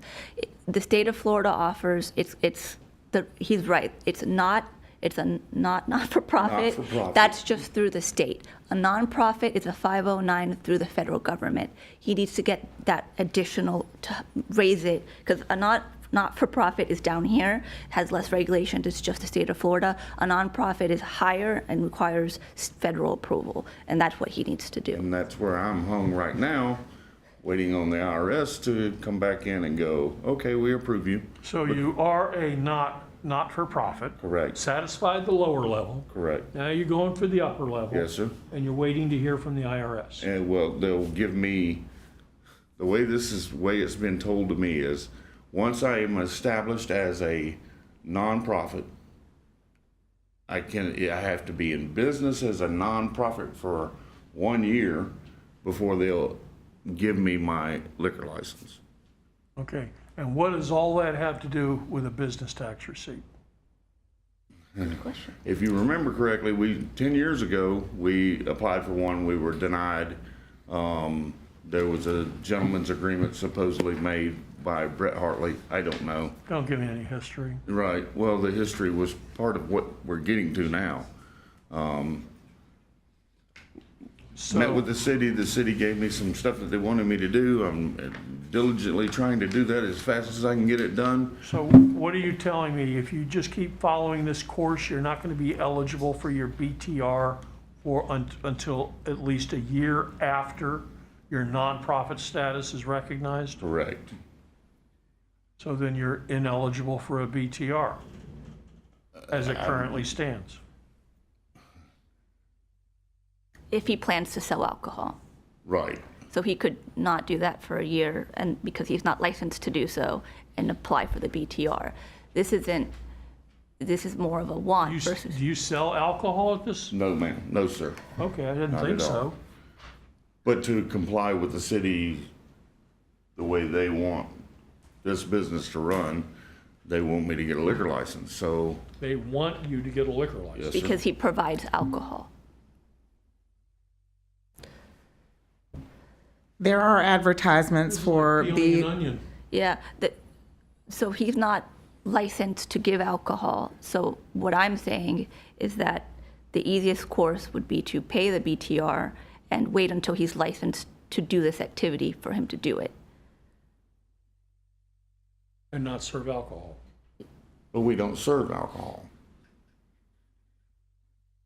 To allow alcohol. We allow alcohol on the premises. Thinking, and this Now, is, is this one of these goofy things where you charge them $50 for a Coke or something like that? no, and they sir, bring we their do own not liquor? charge for anything, a membership. Okay. In my club, that's it. All right.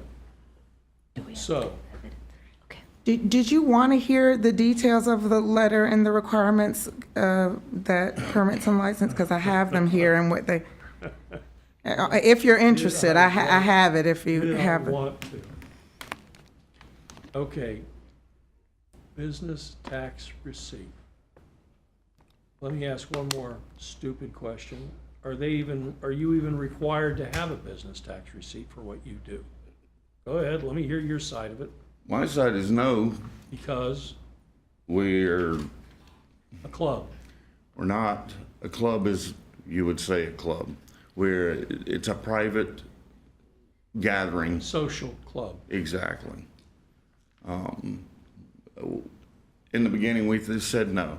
They come to us, said, look, the prior regime said, no, you'll never get a business license here in Daytona. Now, they're saying they want me to get a business license. They are saying it's okay. Now I have to jump through these hoops to get that license. Social club that Yes, sir. allows its members to bring liquor onto the premises. Yes, sir. No charge, They're no water, saying no. you have to have a business tax receipt for that. Is that what you're telling me? I'm assuming that's the way it's been put to me.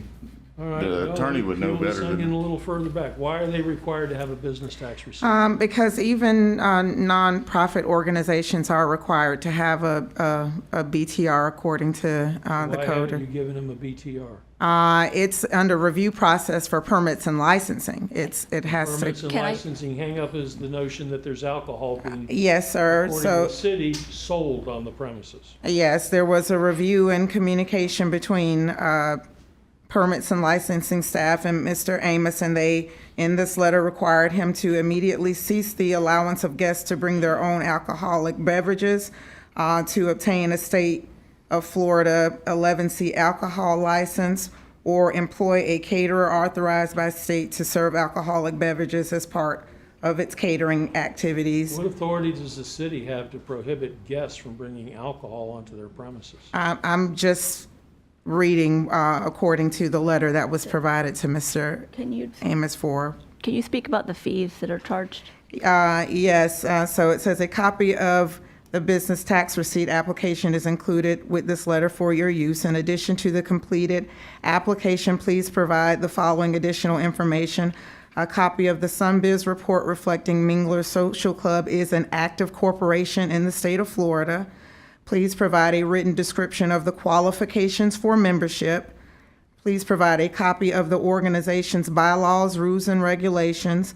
Provide a written statement outlining rules and regulations pertaining to guests and their ability to attend on-site functions. Provide a copy of the SunBiz report reflecting the corporation is in good standing with the state of Florida. Is the corporation a not-for-profit entity? If so, please provide a copy of your nonprofit information. What activities are intended to occur at the property? Please list all types of anticipated events and activities. Will food be prepared and/or served on site? Is the sale or consumption of alcohol anticipated at the site? And what is the anticipated number of members? In reviewing Mingler's website, staff is aware that the club allows members to bring their own alcoholic beverage to the property. Pursuant to city codes, the activity of bring your own alcohol to a business is considered a bottle club. Bottle clubs are specifically prohibited in the city limits of Daytona Beach. Please see the city's definitions of bottle club below. So, according What's the to definition of a bottle club? Bottle club, an establishment in which patrons consume alcoholic beverages they bring onto the premises as defined in Florida Statutes Chapter 561 in accordance with Article 5, use standards, this is expressly prohibited in the city. So according to what information Mr. Amos turned into the city and how he answered those inquiries, they are requiring a BTR for that establishment.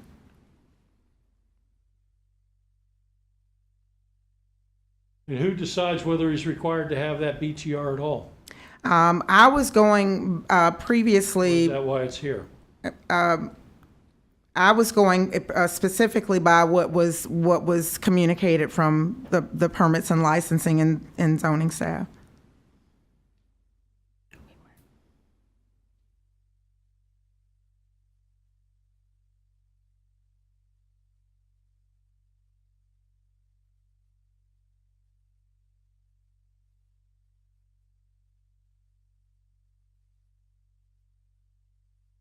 Sir, can I say one thing with all this? Sure.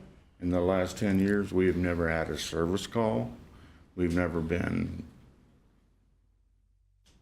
investigated as far as I know.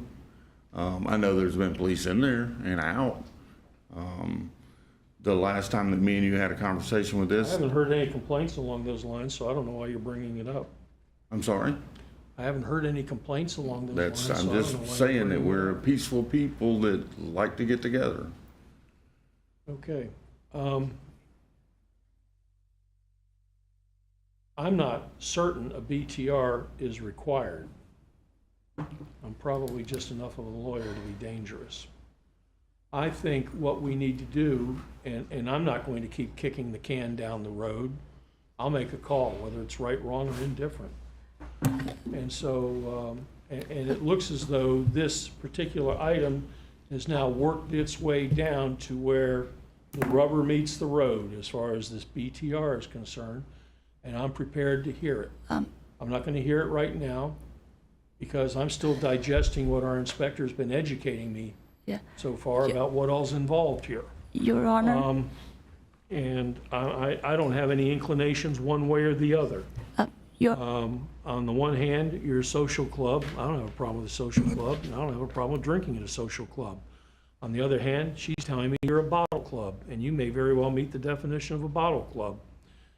And before I go making any definitive decisions, because it sounds like we're down to the last decision to be made here in this matter, I guess I want to hear further discussion about it. So, Your Honor, if I hate to interrupt, but a possible solution to this is if we do continue it to the next hearing, I can have someone from permits and licensing here as an expert witness to explain it further, since they're the ones that control this matter.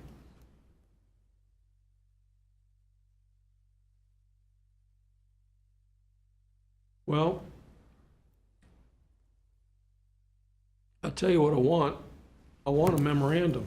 Okay, I could prepare one. Well, let me tell these gentlemen what I'm talking about here.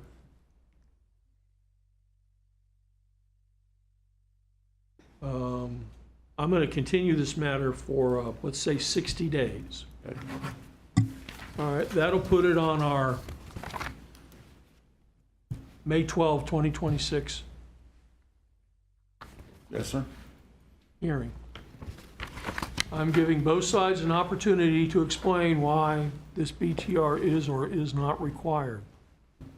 You've already heard from them as far as what their attitude is, and they got a lawyer right there. I know. So They're it's going to be prepare their nothing like- memorandum, and I'm giving you 60 days. You can try doing it yourself. You can recruit counsel. You can do whatever you want.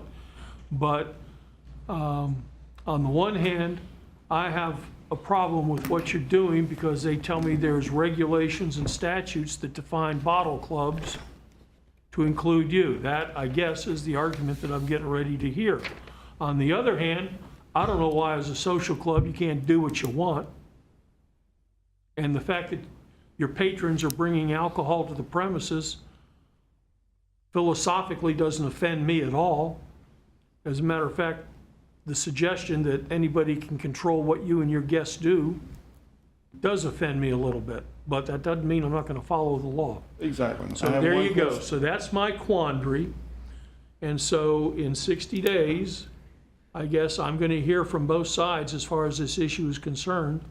And I'm giving you ample warning to let you know If you want to write something up, if you want to have somebody write something up, if you want to come down here and argue it yourself, do whatever you want. I'm giving you notice and an opportunity to be heard. That's all I can guarantee you. And so let's put it at the end of the agenda, and we'll talk about it then, and then I'll make a decision. And if this BTR is required, it's required. If on the other hand, I don't think it's applicable, then I'll say I don't think it's applicable.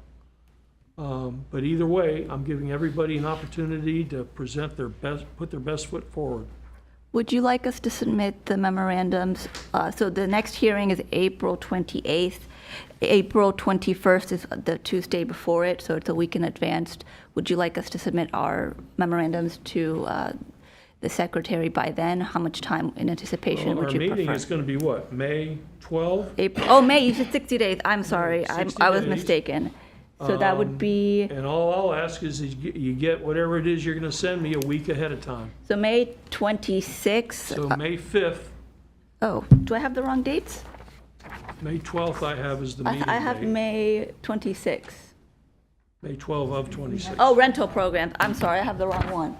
So, so that's 12th. Okay, so that would be the 5th. Okay, so by May 5th, whatever you want me to read, whatever you want me to look at, get it to the secretary and she'll get it to me.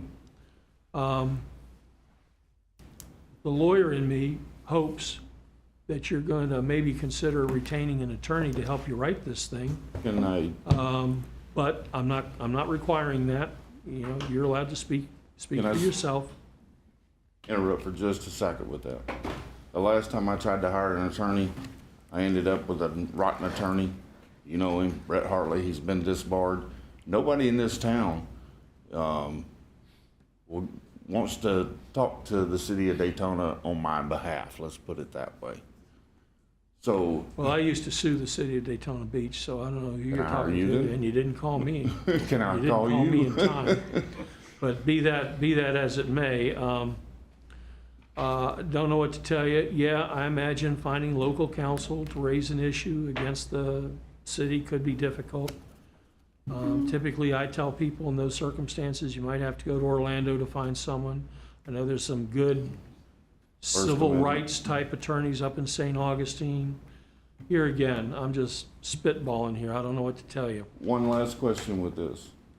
And if it's a private home that I have guests come to, does that make a difference? Well, yours isn't a private home. I live there, Well, okay, well, but I understand, I mean, it's wording, I okay, understand this. let's not make me talk about how if it walks like a duck and it talks like a duck and it It's a quacks like a duck. duck, it's a duck. Right. All right, so anyway. Okay, May 5th, I'll look forward to receiving what both sides want me to consider. May 12th, at the end of the agenda, you're going to be there. We'll talk about it. I'll make a decision one way or the other, and then we'll have some closure. If you'll allow me, I was going to give him a card with my email and the secretary and ask that any submissions include both parties to avoid ex parte communications. She's going to be required to provide a copy of her memorandum to you. Correct. You're going to be required to provide a copy of whatever you want me to look at to her. Yes, sir. Okay. So when we all show up, we'll all have had an opportunity to look at everything. So on May 5th or whenever I submit it, I'll include you as a CC so that you'll see it as soon as she does. All right, good luck to you. Thank you. And if you do hire counsel, please have them reach out to me. I'll do my best, I mean, you don't want to be a mouthpiece that you're not a mouthpiece. Thank you. Yes, sir. Case number 30, Eagle Parks LLC. Anyone here for the respondent?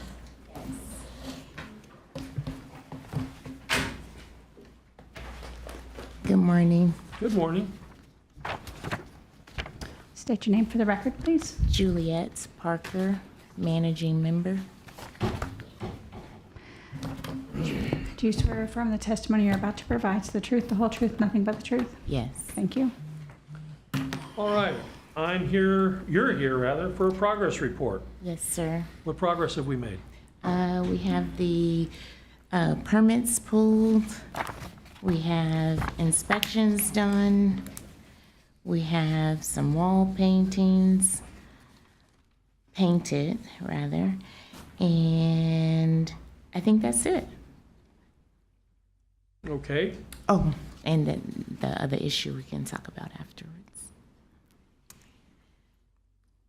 We placed the numbers on the property, identifying the property, painted and repaired the wall on the front, the back. For the stair railing, we have the contractor submitted the permit for after the fact permit for the stair rail on the back side. There is. Why do I keep seeing something with a 573 number on it? Because it's two buildings, two properties in like 4 different addresses at the same location. Okay. Those pictures are actually from the file that show the extent of the progress of the condition of the property and the structural repairs throughout the duration of the case. So there's been one spot on that front wall, 601, where there was a patch repair and some painting. There was rotted wood in front of that 573 Cedar Street that was repaired, and just showing the pictures that have the address numbers.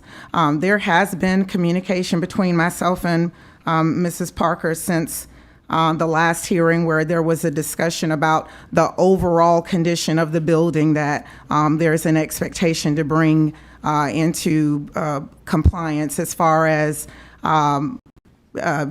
the exterior surface violation, the cracks in the materials, the dirt and grime that's along the exterior surfaces of both 605, 601 South MLK and 573, 575 Cedar Street, which has not been completed in its entirety. In addition to the remaining outstanding permits, there have been 2 permits that were one was administratively closed out for the T111 siding for this building on February 10th of 2026, as well as a renovation permit for Unit 2 at 605 South MLK that was closed out February 26th of 2026. However, there still remains the permitting for that rail system, handrail guardrail system that was done without permits. There's since been a permit pulled, but that permit was denied. The style or type of the permit needs to be resubmitted. In addition, there is the wooden stairs at the back of that building, 605 MLK, that was done with no final inspections. A permit has not been obtained, or application has not been resubmitted for that, as well as a permit that was open for windows that were replaced at the property also, where there's corrections needed to both those windows. In addition to that wood stair permit, there's corrections to those stairs that were constructed that need to be completed also. So overall, there's been minimal progress, and so the city's stance is that we are ready to impose a fine of $250 a day up to $20,000 max for this property.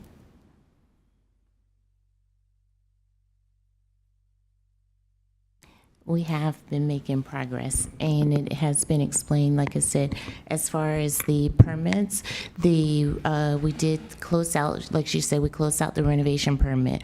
The stair permit, which I explained in the previous hearings, that we did pay a contractor to do those stair rails on the back, and it was supposed to be with permitting. They did not pull the permit. So we have had a contractor come in and submit the after the fact permit, which she said that has been, I guess it needs to be re-reviewed. So I'll reach out to the contractor and say, hey, what's going on with that permit for it to be re-reviewed?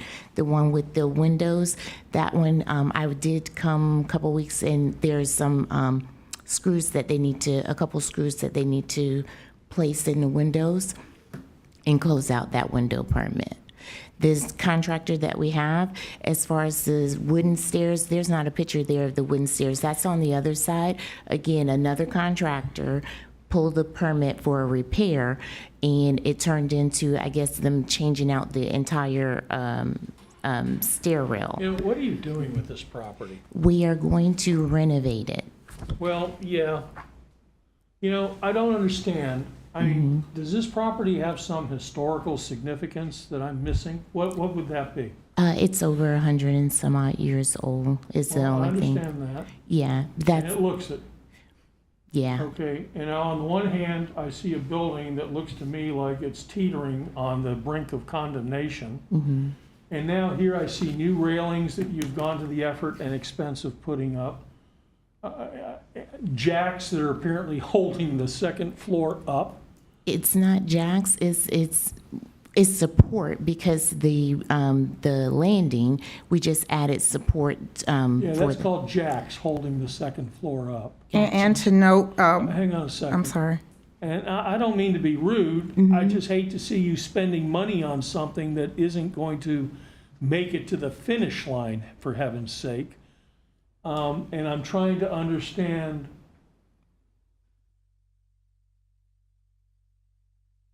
None of my business. You know, this is a venture you've taken on, so that's your choice. I just would hate to see you spend a lot of money on something that isn't going to survive. That's all I'm saying. That having been said, okay, you're way behind the eight ball. City's wanting to fine you. What do you got to propose, and how quickly can you get it done? Because looks to me like you got a long way to go. You got a lot of money to spend. They're breathing down your neck now. I'm having a hard time understanding why the building deserves the effort. Perhaps it's of historical significance, and if that's the case, I understand that. Maybe it's of personal significance. If that's the case, that's your business. But, you know, I see kind of a schizophrenic building here that on one hand I'm thinking ought to be condemned, and now you got brand new railings on it. And you're obviously trying to, and you've got jacks putting it on life support here. So what's the game plan? The game plan How are is you going to get this thing into compliance? we are, which it has been ongoing about financing, right? We understand that it's going to take money, and I hear what you're saying in regards to, maybe, which in your opinion is it maybe need to be demolished. However, like you said, we took the project on and we're looking to actually renovate it. However, Are any of these buildings occupied at present? just, yes, the commercial store on the bottom, and then in 573, which is the other building, just on the back. The tenants and that just happened as of November. It was occupied. Okay, go on. So again, we've been trying to get financing on it for over a year. For over a year, it's been that we've been trying to get financing. We definitely can get credit approval. I've shared with Mr. For Mingo. over a year, you've been trying to get financing and you haven't been able to get it. What in the world makes you think in this current day and age that you're going to get it now? Because we are doing and looking into alternative financing. That sounds even less promising and more expensive. It is going to be more expensive. And that's something that, like I said, we are looking into it, trying to see if that is going to be an option. We have not, and my dad has owned the property since 1974, so we haven't given up, but we are also trying. Well, let me back up and try it this way. What's the next step in the process that you think you're going to be able to accomplish within the relatively foreseeable future here? What's the next step in the process? The next steps, which I also shared at the last meeting, to take care of what the city is asking for, everything is not going to be completed, right? So as far as the stairs permit, the window permit, and then, like she said, there was the wall, right? So the city is asking for us to repaint both buildings, right?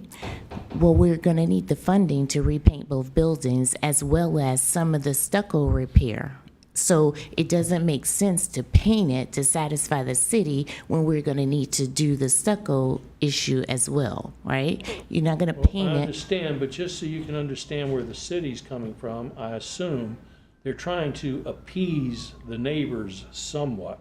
Yes, it may not make construction sense to do that, but if they're looking at an extended rehab project, they're trying to quiet the neighbors down by at least doing something regarding its appearance. And that's where I have a question as far as the appearance, how, to what degree it's not when I say eyesore, it's not to the point where it's causing a disturbance or an issue to the residents. What makes you think it's not an eyesore now?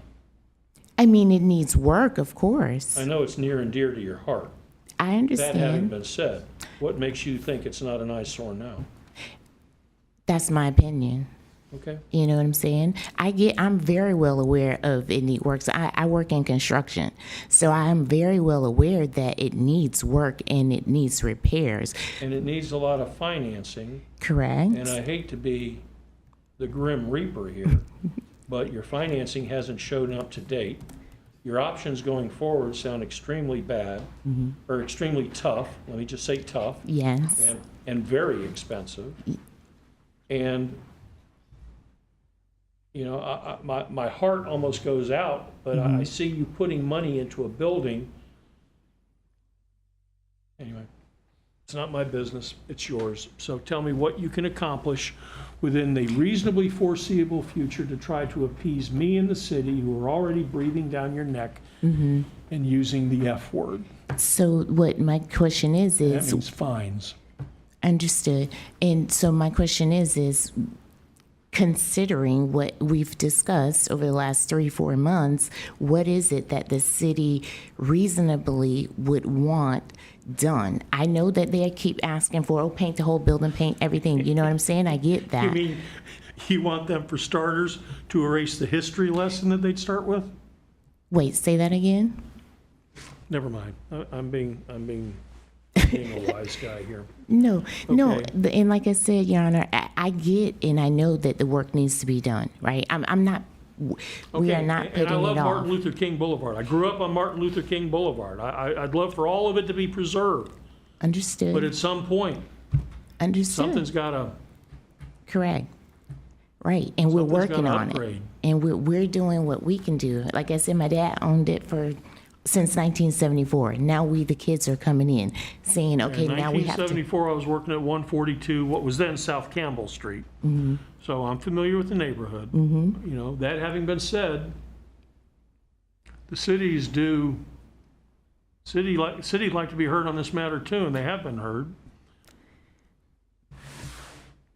There are additional photos from my last inspection, March 4th of 2026. There's a photo file that shows the remaining existing violations. And just to speak to what Mrs. Parker is stating, we did have a discussion on the phone last week regarding the issue with financing and what the original violations were cited. And it was explained that you know, the two areas of patchwork, the address numbers installed, and 2 of the permits pulled is progress, but not significant enough for what was originally cited for all of the exterior surface violations, as far as the dirt and grime, the cracked material, the cracked stucco that's along the top of the awning line that's there, the missing window screens that are there, originally cited for all of the exterior surface violations to be repaired and for the dirt and grime to be removed from all of the exterior violations, exterior surfaces, as well as painting to all of the exterior surfaces of the building. So that was explained to Mrs. Parker as well. And going back to the painting and the dirt and grime, is that considered, okay, again, going back to what can we do until we can make it to the end, is that pressure washing. Because again, it doesn't make sense for us to paint, which is, we understand construction sense, doesn't make sense to paint the building when the stucco and everything needs to be done as well. So that's what I'm trying to get I'm at. never a big fan of putting lipstick on a pig, Right. but it would at least show an effort to mollify the city somewhat. That's and what I'm trying to get at. mollify the neighbors somewhat. Mm-hmm. And to let the residents in the area know their city isn't just sitting on their hands and ignoring them. Mm-hmm. And the residents are So angry normally, with. typically, I would agree with you, but And Okay. Your Honor, if I can say, the residents are actually angry with us because we are cleaning up the area.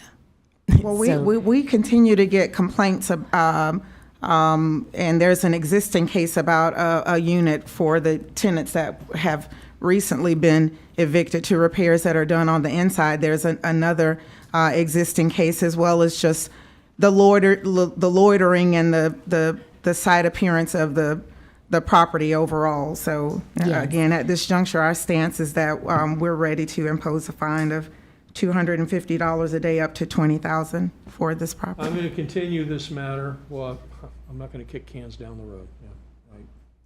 I'm going to continue this matter to our April 14, 2026 meeting solely to allow you, Ms. Parker, an opportunity to explain to me in clear and unequivocal terms what you're going to be able to do to bring this property into compliance in short order and when you can expect it to be done.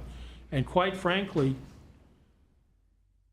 if I don't have something definitive that I'm comfortable I can even rely on, then I'll be entertaining the city's request for a fine at that point in time. Okay. Because, and I'm giving you all the warnings I possibly can, because if you've got the wherewithal and you've got the ability to rehab the building, more power to you, go do it. But if you don't, you don't. And I don't want to see you just putting whatever you can into something that's going to end up sinking anyway. So, but that's your business, that's not mine. All right, so I'm going to postpone, or I'm going to continue the determination of the city's request for a fine, that's what's pending right now, to our April 14, 2026 meeting to give you another opportunity to come talk to me about whatever program you have. And if I don't have anything concrete and definitive that talks about bringing this thing into compliance in short order, then there's nothing else to talk about at that point.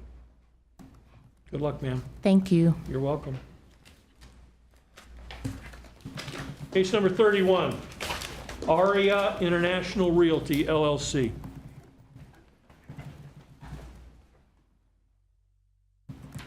Alana Smith with Cobb Cole Law Firm, 1 Daytona Boulevard.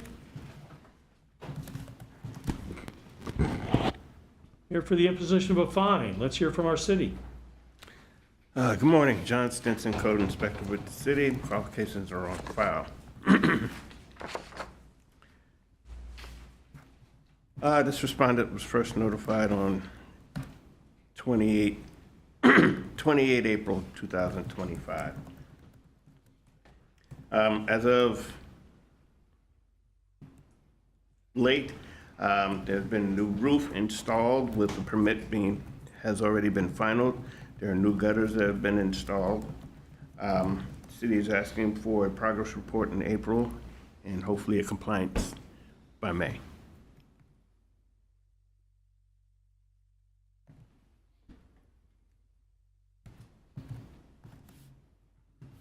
Okay, and what did you say has been done so far? There's been a new roof has been installed and finalized, and there are new gutters that are installed and finalized.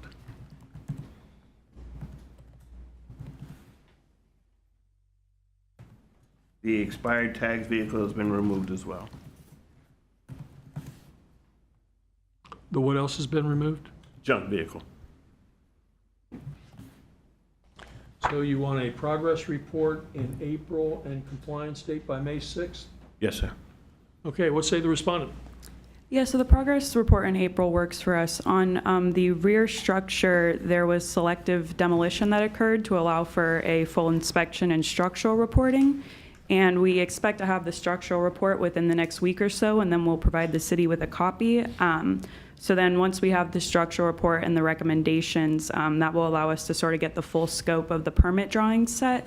And then we'll be able to come back with sort of a detailed progress report and construction timeline for the work going forward, similar to what we've done on the 1000 North Atlantic site, where it's kind of a Well, since we're longer talking about a process. progress report anyway, let's just leave it at a progress report on April 14th, and then we will determine a compliance date. Whether it be May or what have you, we'll talk about it then. Sounds like we'll all know a little more. Yes, sir. Very good. Okay, good luck. Thank you. Case number 32, 594B LLC. Anyone here for the respondent? Yes.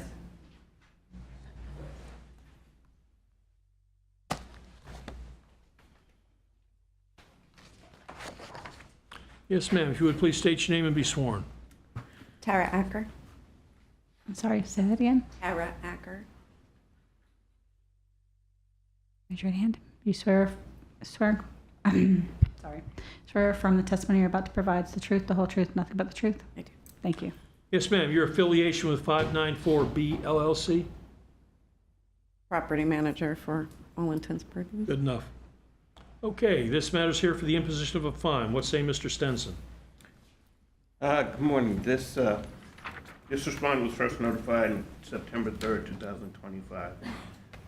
Since the last hearing, I have visited the property more than once. I've been in contact with the owner. They are making very good forward progress, and I'd like to amend this case to the May hearing.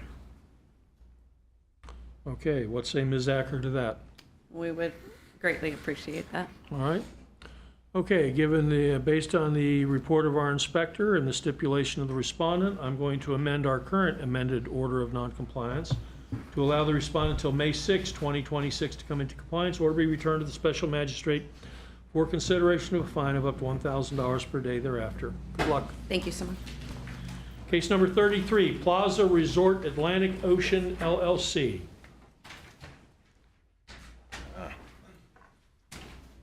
Good morning, Your Honor. Good morning. State your name. Jonathan Abraham, EID. David. Jonathan. Spell your last name. 3 letters, EID. ID. Raise your hand. You swear or affirm the testimony you're about to provide is the truth, the whole truth, nothing but the truth? I do. Your affiliation with Plaza Resort Atlantic Ocean LLC? Principal owner.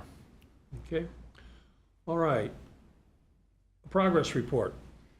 Yes, sir. So we've been working with different third-party contractors to basically bid out the entire project. We've received 2 different proposals. We're waiting on 2 more proposals.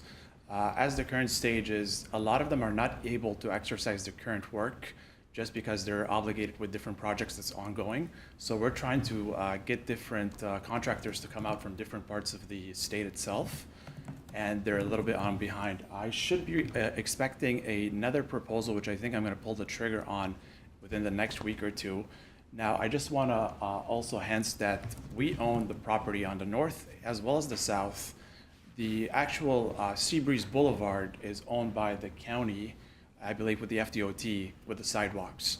And we have the overpass, that's the connection over that. So there will be needing a requirement for closure for the entrance to the beach itself once we pull out those permits. And I believe that's going to be within the next couple of weeks, probably even sooner than that. So if you have these permits and you have the county's blessing within the next couple weeks,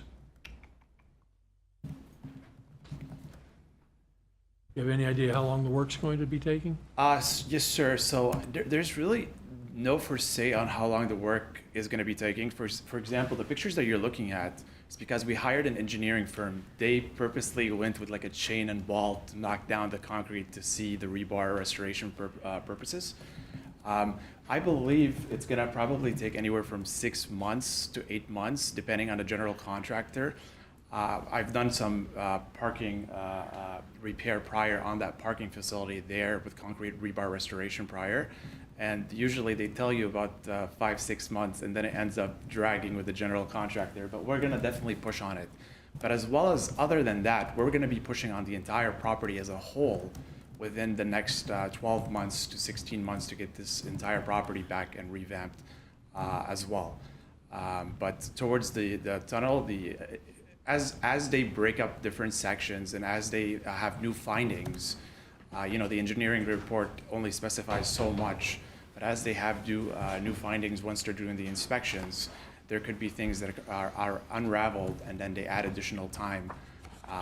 That's kind of where the loss is on that side, sir.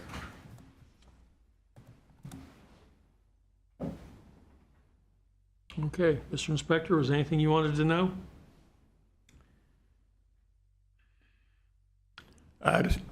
Excuse me. City would still like to continue these progress reports so we can monitor exactly what's going on.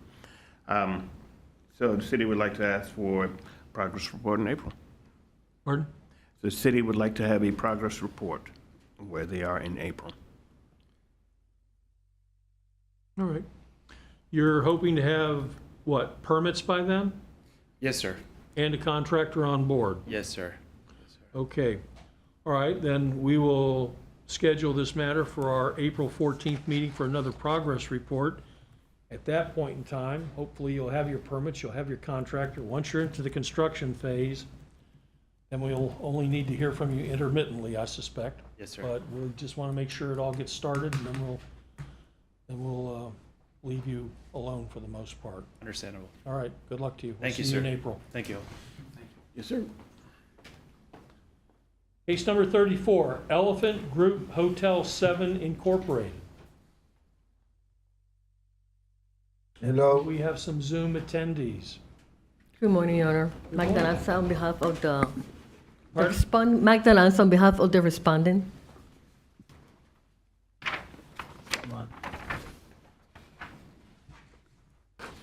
Are you an attorney? Yes, I'm an attorney. Very good. Are these gentlemen on the screen going to be testifying? I will, yes. All right, they need to state their names and be sworn. State your names, please. Hello, my name is Abraham Ovadia. My name is Itai Ovadia. Raise your right hand. We are ready. Do you swear to affirm the testimony you're about to provide is the truth, the whole truth, nothing but the truth? Yes. Yes. Thank you. We are in Israel now and you have a bomb. Okay, this matter is here for the imposition of a fine. Let's hear from Mr. Stenson first. Go ahead, Mr. Stenson. Yes, sir. Since the last hearing, there has been minimal progress on the property. Yes, sir. There has been progress, but it has been minimal. Within the last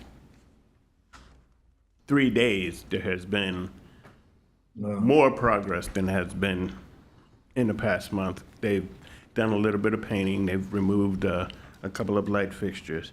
However, in whole, the property still remains in non-compliance for electrical fixtures, broken windows, peeling and fading paint. So those issues still remain there. The city is prepared to ask for the imposition of a fine of $200 per day to be kept at 15. I have had communications with the property owner. I'm also giving you an email that was sent on the 2nd of this month. And that's where the city is with right now.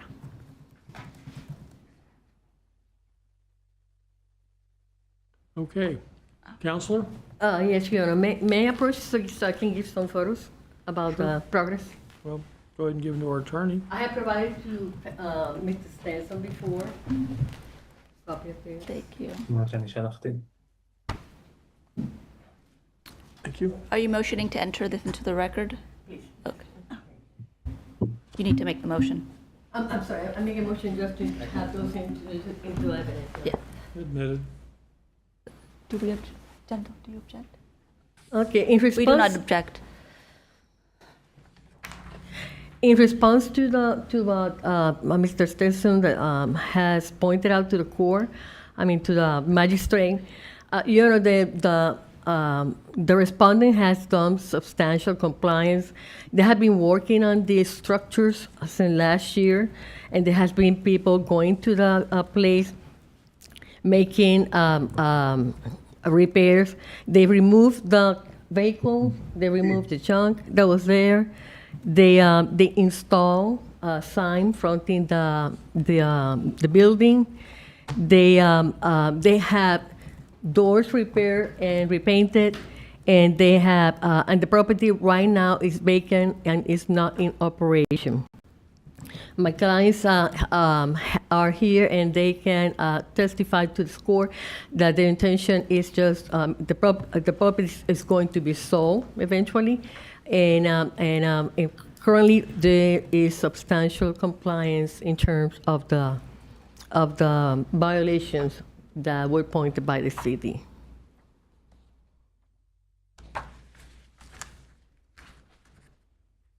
Hello, Judge. Can I talk a little bit, please? Go right ahead. Hello, everyone. Thank you very much. We have do it. My English is not so good, but we are doing most the job there. The inspector, we try call him couple times, and all the time we tell him we do it the job. We asking everything. We work together with the city. And we do it most the job there is make this photo before 5-7 days, and already we finished the things. Now we are in situation with the world, but we all the time try to work with the people there, and most the things is finished. And the next time you tell me to talk with the inspector, I call to inspector, and my child called the inspector, and we ask him couple things.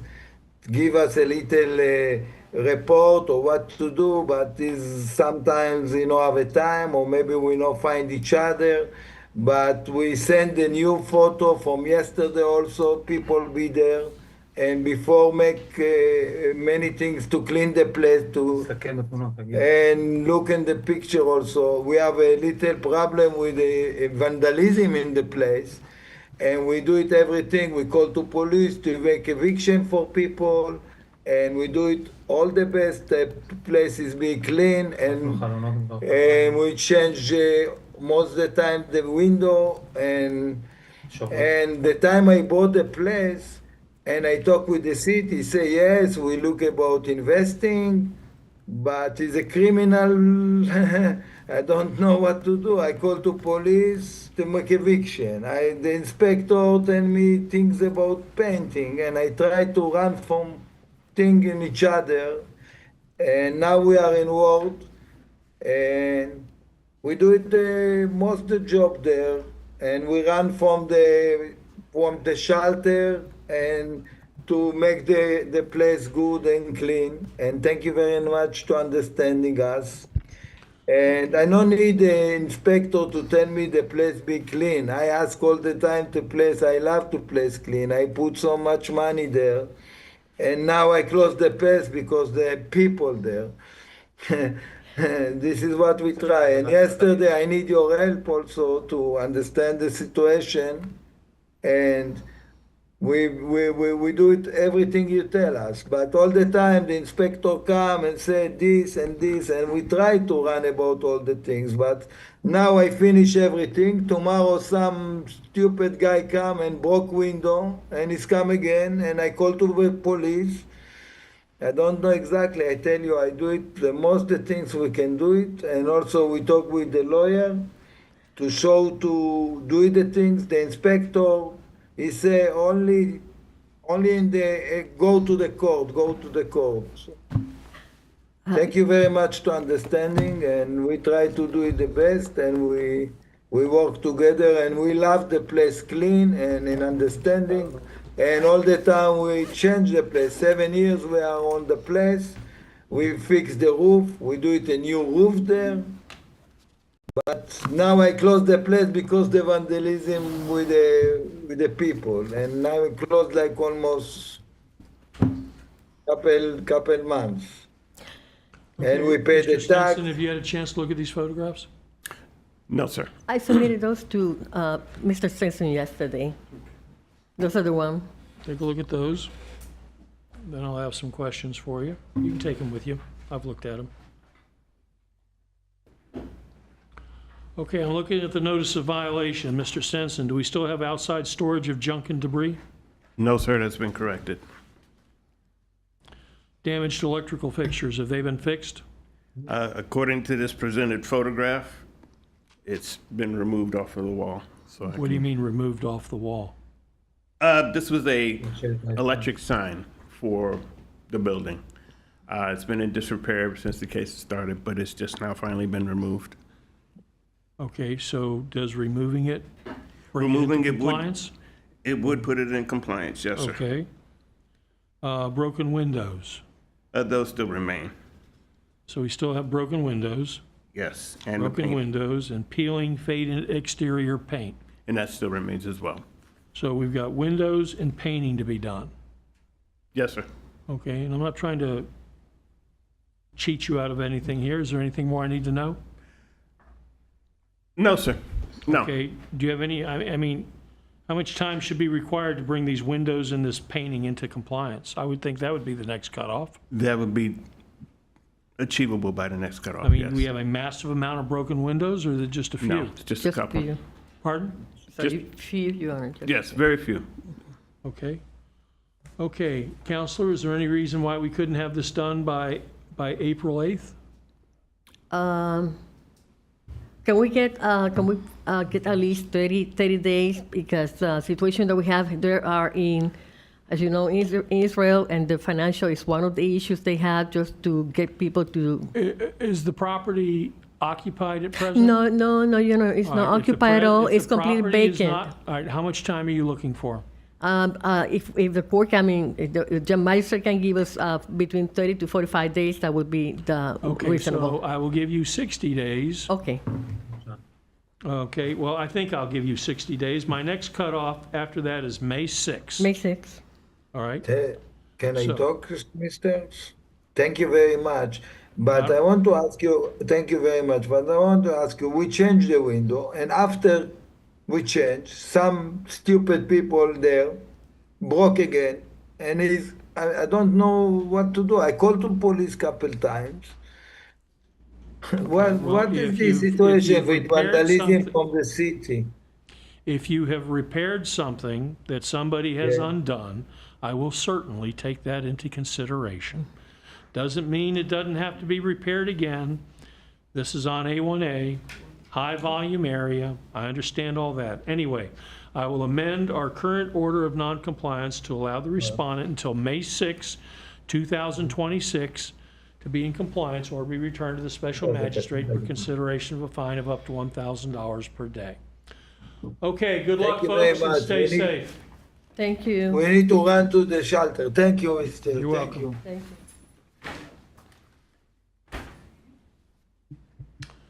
All right, that brings us up to our lien reviews. Lien review number 1. Narcissa Holdings LLC, Whitehall Street. Good morning. Good morning, Your Honor. State your name for the record, please. Adam Narcissus. And state your affiliation with the Narcissus Holding LLC. The owner. Owner. Yes, ma'am. Raise your right hand. Do you swear or affirm the testimony you're about to provide the truth, the whole truth, nothing but the truth? Yes, ma'am. Thank you. Okay, Mr. Bostwick, have you and the applicant had an opportunity to discuss this matter? Yes, we did, sir. And were you able to come to any kind of a resolution? No, sir, we weren't able. We made an offer, but Okay. he accepted and then he unaccepted. All right. All right, then, Mr. Narciss, this is your opportunity to explain to me what kind of extenuating circumstances I should take into consideration. Yes, Your Honor. I'm here just to, I've been trying to sell the property for a few years, and bought the property for one of my son. We're not on the same page anymore, so I'm trying to sell the property.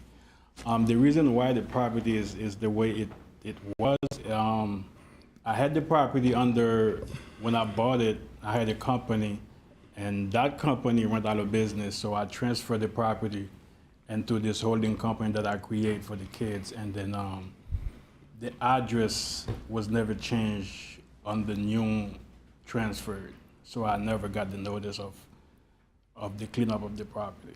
So we did clean the property the same day, actually the same day I found out we cleaned the property. I'm just begging for a lower amount that I can pay. And what are you proposing? I had a buyer, finally had a buyer. When I spoke to Mr. Mark last time we spoke, I had a buyer who was willing to help me pay the lien, but he's an investor. I'm not an investor. So when I told him, after I agreed, I told him that it was $8,000 that we come to agree. He took off, and I can't afford to pay $1,000, Your Honor. He was thinking it's something between $500 to $1,500. That's what he thought it's gonna be, because that's what he usually pay for a lien, for a property cleanup, and they're probably only worth $45,000.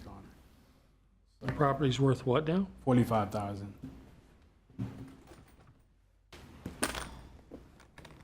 And it's been clean since then, and I promise to keep it the way it is until I sell it.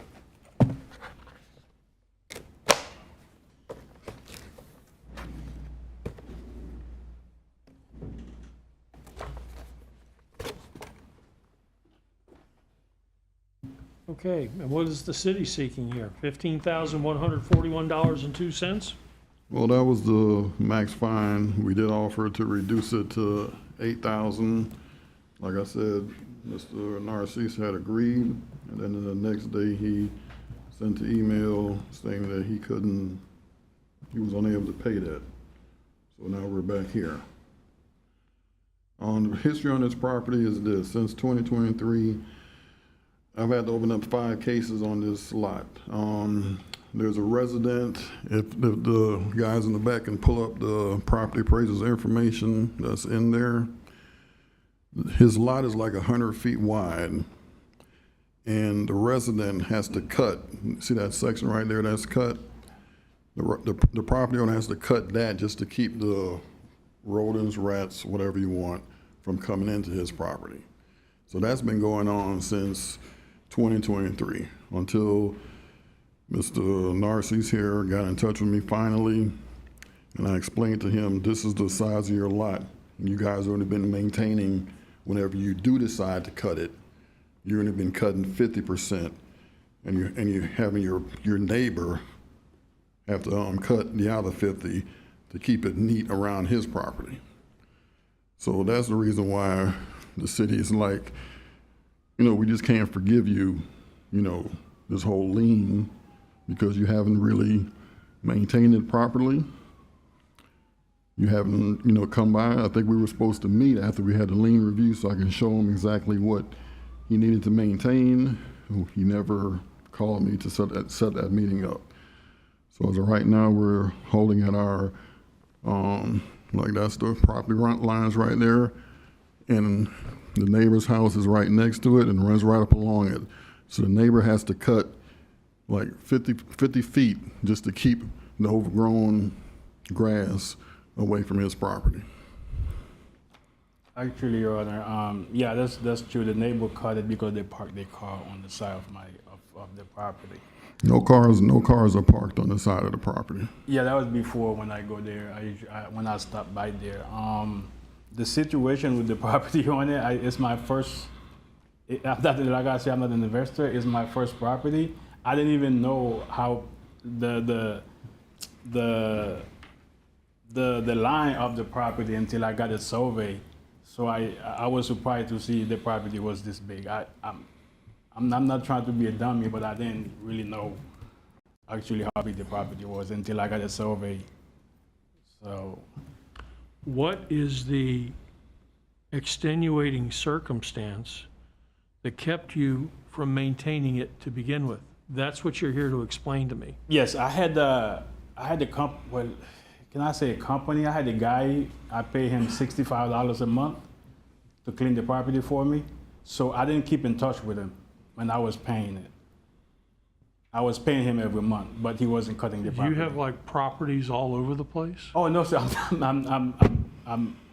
This is the only property I bought. I'm not an investor. So did you ever drive by just to look at it? Yes. And That didn't you see that it was in need That of was some maintenance? before this happened. That was before I used to drive, because my son is in college in Jacksonville, so I used to drive past, and it's been clean. And for I think it was like 2 months or 3 months, and he never cleaned it. And I was sending him money. He sent me the same picture that he took prior the cleanup. So that was the situation. Is this property now for sale? Yes, it's been for sale for 2 years, and I can't say it. There's no for sale signs posted or anything like that. Yeah, I didn't put the post. Yeah, I have a guy who's selling it for me, but he don't put the sign up. So I'm just trying to get this straight up. I see if I can at least sell the property, but with this amount, this can't afford it. What did you offer? I offer between 8,000 to 15, but we come down to 8,000, thinking the buyer will pay it, but he walked away. Because that's what the agreement. He said he will pay it, but when I told him it's 8, he said no, he never heard of that. So and I can't not pay 8,000. Well, I'm not really hearing any extenuating circumstances. All that having been said, and please don't be insulted, No, sir. but it's absolutely idiotic that you're looking at a $15,000 fine for something as silly and stupid as just cutting the grass. But that having been said, the city has spent a lot of manpower trying to get you to do just that, and it didn't happen. All that having been said, try to get this thing off everyone's books. If you pay $3,500 within 30 days, I'll consider the lien satisfied. You're not going to be able to do that, then it's going to stay where it's at. I can do that. Well, there you go.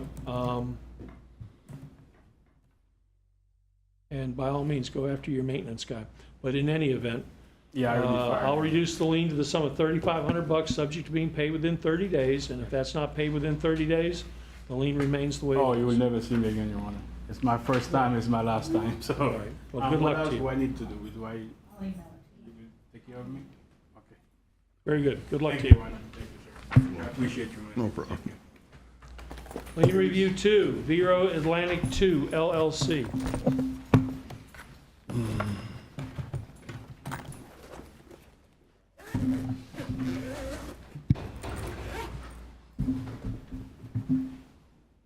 Yes, sir. If you would please state your name and be sworn. Brian Nickel, authorized representative. For Vero Atlantic 2, Yes, you swear and affirm the testimony you're about to provide is the truth, the whole truth, nothing but the truth? I do. Thank you. This one. Came into an agreement.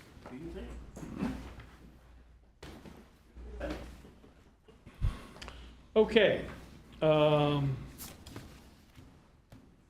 Mr. Inspector, have we had any conversation with the respondent here regarding resolution of this lien? Yes, sir. We met and we came into an agreement to reduce the fine to $2,000. Is that right?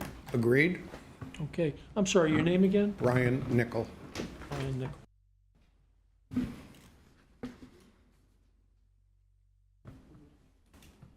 All right, well, if the parties have stipulated to the sum of $2,000 to satisfy this lien, that's fine. I will go ahead and approve that and order that the fine lien be reduced to the sum of $2,000, subject to being paid within 30 days. If I can have a piece of paper, I can pay it right now. All right, well, I'm sure all kinds of folks would be happy to help you with that, subject to being paid within 30 days, and I have to leave you with the warning that if it's not paid within 30 days, then the amount of fine as it stands right now, would remain in place. So that having been said, I don't know if you talked to our secretary or our lawyer or both, but they'll take care of you. I'll email you the invoice Okay. once I get the order done. Okay, good luck to you. All right, thank you. You're welcome. Case number 3.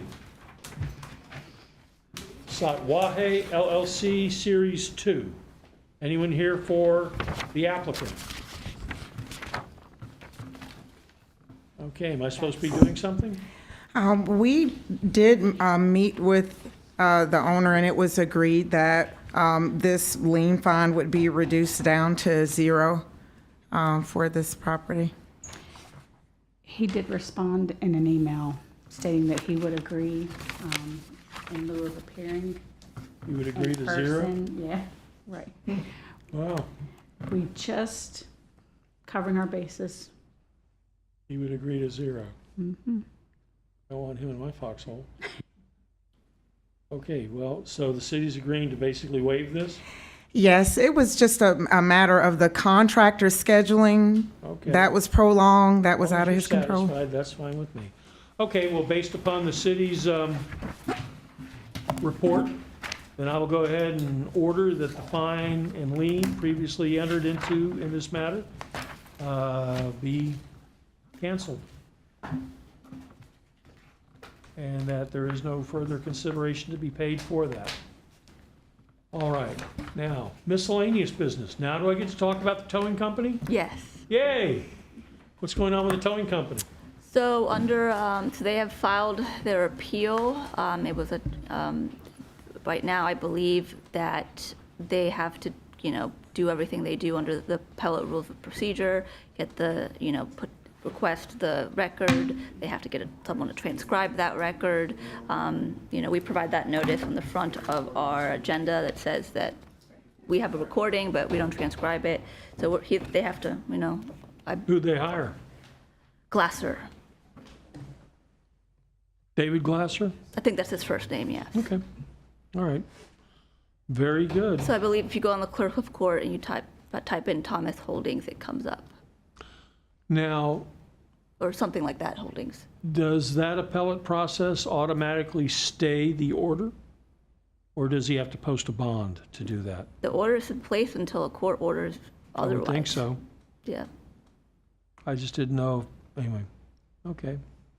Very good, interesting. He can ask for a stay. That hasn't been done. All we received is the notice of appeal. We don't have a complaint or anything. So, what is it, a writ of certiorari? No, under the rules of procedure, he has, off the top of my head, I can't tell you how many days, but he has a certain amount of days to provide the record and his initial brief. And then I'll have time to respond to that after he files, but we haven't received that yet.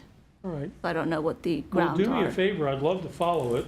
So Okay, when we receive send me the briefs that he and you Yeah. exchange, because I'd be interested. I believe, so I have instructed counsel that obviously the board can do whatever you want and they can do whatever they want.